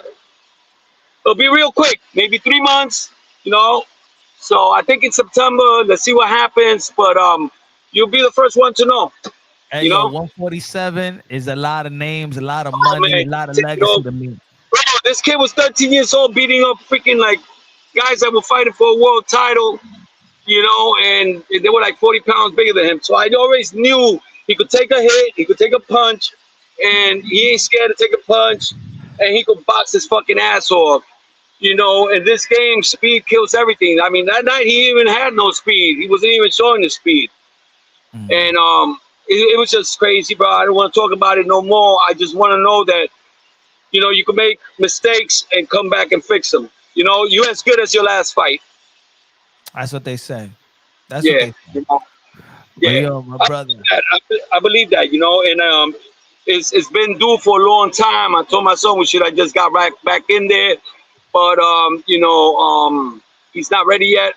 Not you know, not mentally, but he's like, you know, I think he hurt his foot or something a little bit. But there's nothing wrong with it. He just needs a little bit of therapy because I thought it was the Achilles, but he didn't rip anything, so he's good. You know, I don't know if I should have been saying this, but he's gonna be fine. Hey, all we know is the good news is that he's training with Floyd Mayweather. That's right. There you go. But that's why, you know, because I mean, he can move and everything. It's just that he can't run. It hurts when he runs. But yeah, he was with Floyd doing 3 hours, I think was yesterday.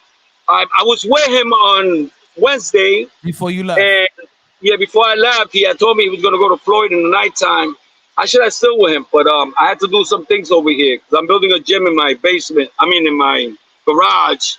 So I had to come back and, you know, get all the stuff that I got built up. They finished it today, so I got like 5 machines I got to set up, you know, because I want to have a gym right there next to me. I've been working out every day, and I'm feeling you're looking right. You're looking right.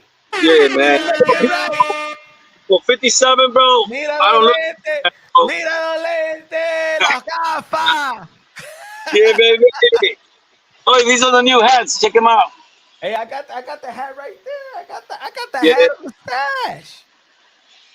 Yeah, but he made some new ones for the expo. I was there with him last week. And man, it was fucking crazy, bro. The setup was fucking wild. Yo, you be watching A Lo Foque, the live A Lo Foque. You don't be watching it? Nah, man, Yeah, I'm just getting back to TV, bro. Like, you know, like to sit down and lay down, like, and watch TV and shit. But I've been too busy. Solo movidero. Nosotros. Yeah, baby. Man, I'm getting big too, baby. Gotta come back big. Yo, but man, do your thing, brother, man. We out here to support you. You already know, man. We believe in you. Don't miss it. Don't miss it. It'll be late July, beginning of September. The takeover's coming back. He's gonna be on one of the biggest networks on TV right now, and I cannot fucking wait.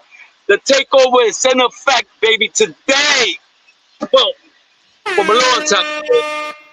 That's good. I love you. Take care, man. Peace out, man. Remember, do it for the kids, baby. Do it for the kids. The takeover senior 2020, baby. Let's go. Let's go. Let's go see.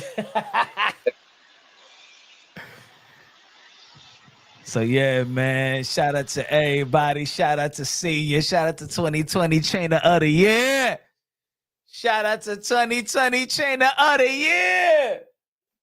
Yes, sir. I'm trying to take this off. I got you. I got it. Shout out to Senior, bro. Shout out to my guy, Healthy. Yeah, man, that's what I'm talking about, man. Everybody in the boxing world, man, I said, yo, bro, I don't give a damn. I told my brother, yo, I don't give a damn about the boxing stuff. Get yourself right.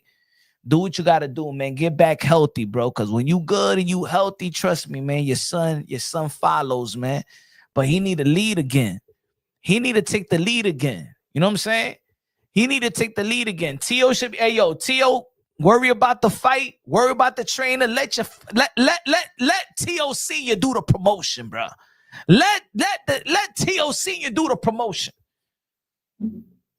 Because if you talk to Loma, Josh Taylor, Shakur Stevenson, they all, if anybody gets pinched their nerves or get under their skin, it's Senior. It's not even Teo. Lomachenko said, I want to shut his father up. Josh Taylor said, I want to shut your father up. Shakur Stevenson in the New York City press conference. Yo, I just wonder, you know what your father going to say. The Keyshawn Davis stuff is with the father. The Bud Crawford is with the father. Senior has a way to get under your skin, but if he's not leading, he got to lead the way. Trust me. It makes it easier for Teo. It makes it easier for Teo. And I think that the fans got to take accountability because the fans, yo, your father needs to live vicariously. Your father needs to shut up and let Teo talk. And then once Teo started talking, you wanted Teo to shut up. Might as well let Teo Senior do the talking. Trust me. Trust me. He's the one that pinches the nerves. And Teo Senior just do the work in the ring. But if Teo gonna do the promotion and the let Senior has the gift of gab to get people under their skin. You don't see how Bud Crawford be getting.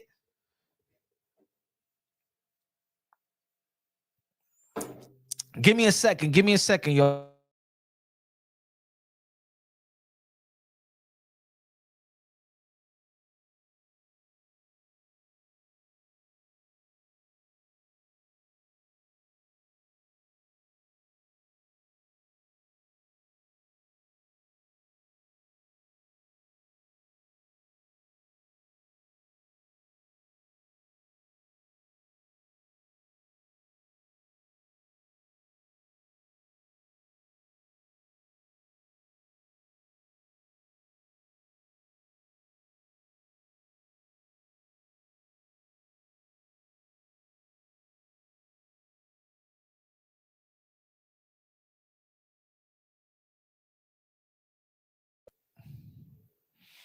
Yeah, my son calling me for the birthday, wishing me a happy birthday.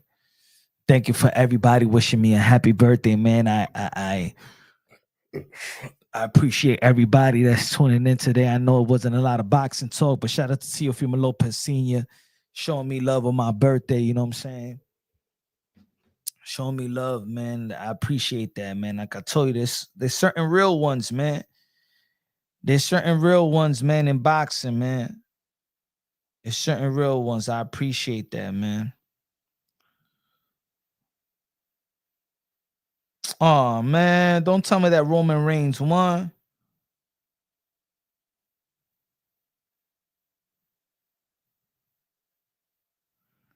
Did Roman Reigns win or Jacob Fatu won?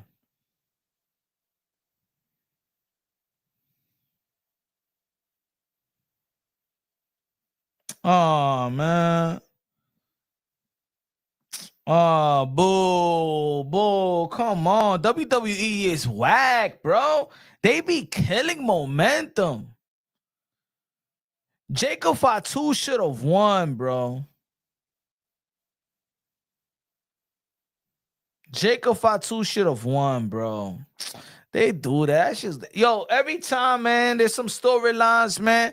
Jacob Fatu should have won, man.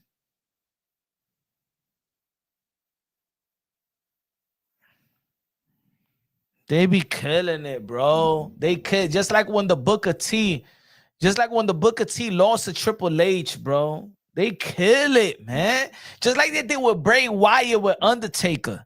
They kill it. Let Jacob Fatu, if they got momentum, let him win, bro. You could win it a Monday Night Raw, something like that. You could win it back.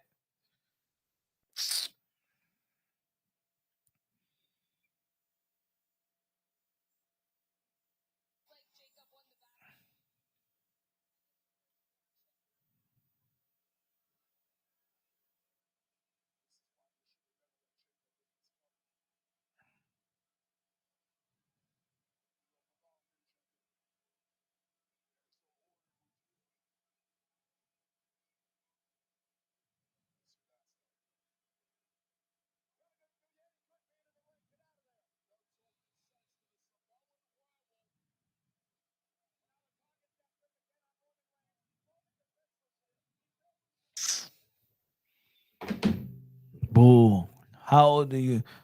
48. Damn. Yo, Christian, I look like that? Damn, that means I got to get in shape. He said, yo, 48? Damn, Christian, bro. I look old like that? Damn, bro, you making me feel bad now. Now hey, yo, I'm going to get a makeover, but I'm going to do what Oscar de la Hoya doing, bro. He said, I'm 48. Damn, Christian, you making me feel bad. I mean, I'm looking crusty. I'm looking wrinkled out here. I'm looking wrinkled like that. Damn, son. Shit, I'm going to go to Ricky Lake and get a makeover now. Damn, he put years.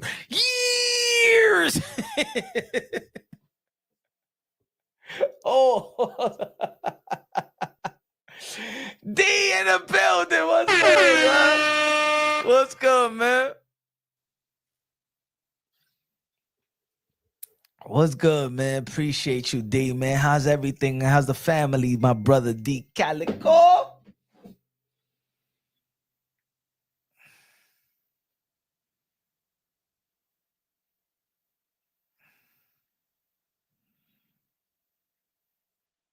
Beautiful, bro.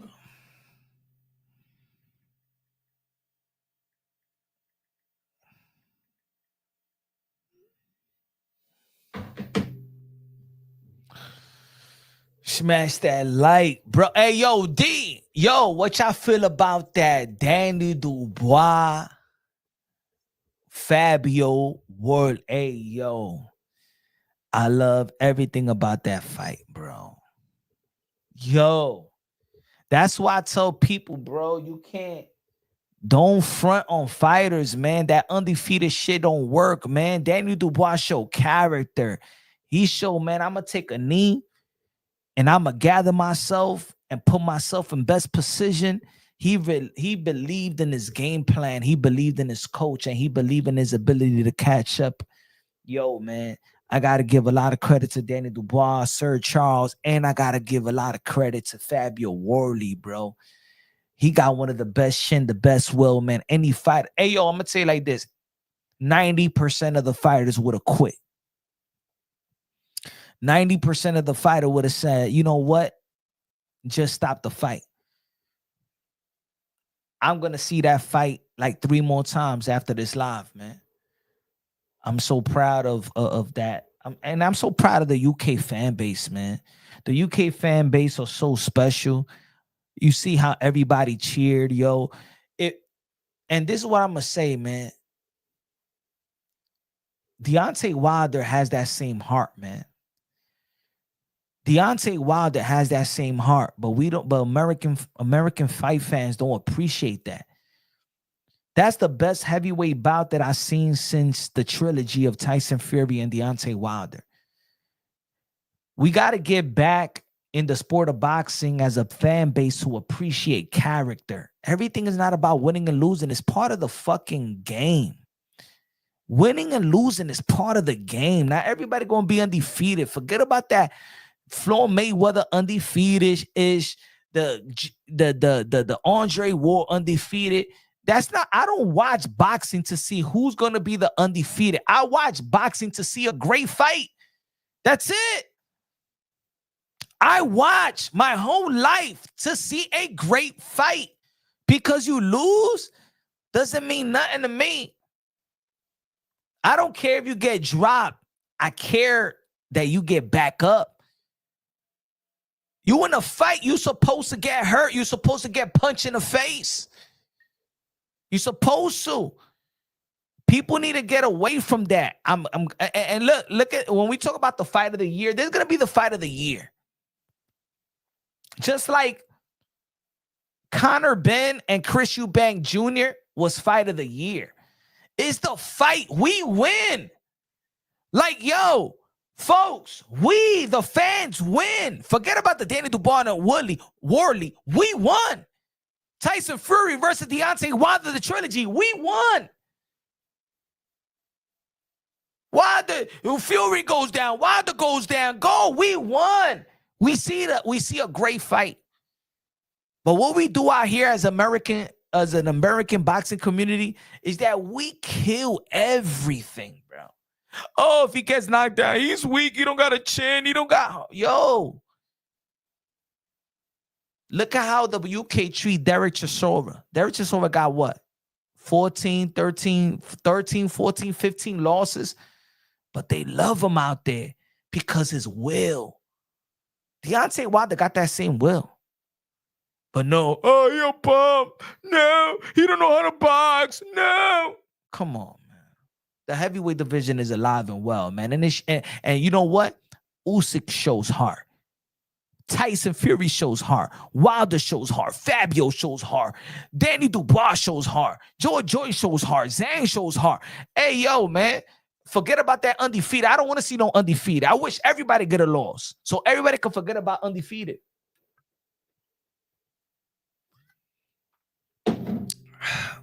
But yo, ladies and gentlemen, man, your boy Punch is lit. Another shot. I don't know how many shots it is. I think the bottle's empty already. Hold on.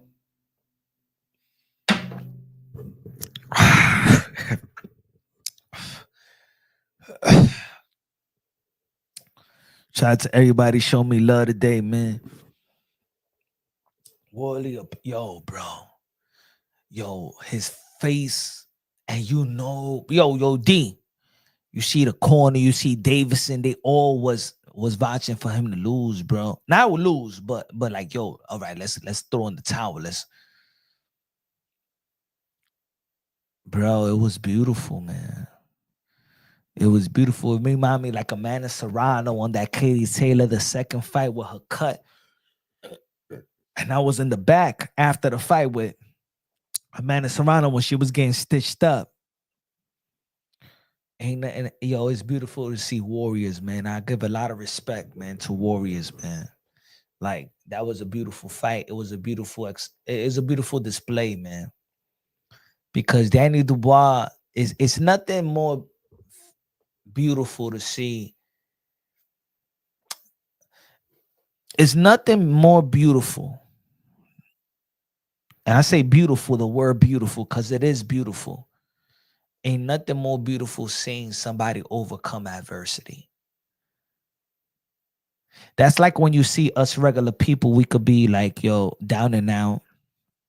We could be facing so much trauma, physical, spiritually, all that. You know, we could be down and out in all of that, spiritual wise, physically, mentally, and overcoming it is the beautiful thing about it. That's why we respect people coming out the slums and you know what I'm saying? That fight was just beautiful to watch, man. I just saw so much grace, so much life. It was real. It was real. I love it, bro. I'm a fan of both of those fighters because when you see Fabio, it's like, yo, he's wanting to die in that ring. He wouldn't go down. Yo, Fabio took a beating, bro. His face was about to be disfigured, and he still wanted to go. Yo, that's the scariest man in the world. Guys like that are the most scariest human beings in the world because they could endure. That's beautiful to watch. That's why I love this game. That's why I respect fighters. Fabio Worley won. He didn't lose. Danny Dubois won. We won as boxing fans. I want to see a rematch because that was beautiful to watch. But anyway, man, yo, tomorrow we back at it. We going live every day. I love y'all, man. Thank you for rocking with me on my birthday. I appreciate y'all to the fullest. Thank you for those that support the channel, that subscribe to the channel. I'm going live on Facebook as well. Shout out to the people on Facebook. Shout out to the people on Kick. Subscribe to me on Kick. I want to be monetized on Kick. We only got 8 followers on Kick, so just search Punsh Drunk Boxing on Kick. Follow me on Kick. If you don't tune into YouTube like that, I'm putting out content on Spotify. Follow me on Spotify. Put a review on Spotify. You know what I'm saying? Give me a 5-star or whatever. You know, I'm posting up on TikTok, Punsh Drunk Boxing as well. I want to be monetized on TikTok as well and go live on TikTok. So, you know, hopefully everybody support me on all the social media platforms. And if anybody going through some shit, you know what I'm saying, I'm here for you, man. I'm a friend. I'm a family. Yo, hit me up, punchdrunkboxing@gmail.com. We chop it up. If it's anything you're going through life, you know what I'm saying? Because I also want to talk to people as well. You know what I'm saying? So I don't got an ego at all, man. I'm probably the most humble, most open book boxing content creator out here. You know what I'm saying? So hit me up. We chop it up. Anything you go on, substance abuse, family court, just somebody to talk to, man. I'm here, man. I'm for real. I don't like to say, yo, I'm a real dude. Like, I'm other people, yo, I'm a real motherfucker, shit like that. But man, my actions speak louder than words, man. So everybody that's going through some shit, man, my praise go out through you, man. God is real. God is beautiful, man. Please, man, I'm telling you, God first, everything second, 5 + 5 = shoot champions. I'm grateful that God gave me the opportunity that if 35 people looking on, I'm speaking to 35 people, and probably I could, you know, I always keep this book, man, right here, man, with me, man, every time, right on the table. You know, always remind me of this of what's really important. So, you know, yeah, I'm a little lit right now, but I'm like this sober as well. So ain't nothing wrong with a little bit of Jesus juice. You know? So for all the women out there, man, that's putting that overtime, taking care of man's business as well, and being a mother as well. Shout out to all the strong women out there, man. Because the men gotta be the extension of God, and we gotta protect our women in society.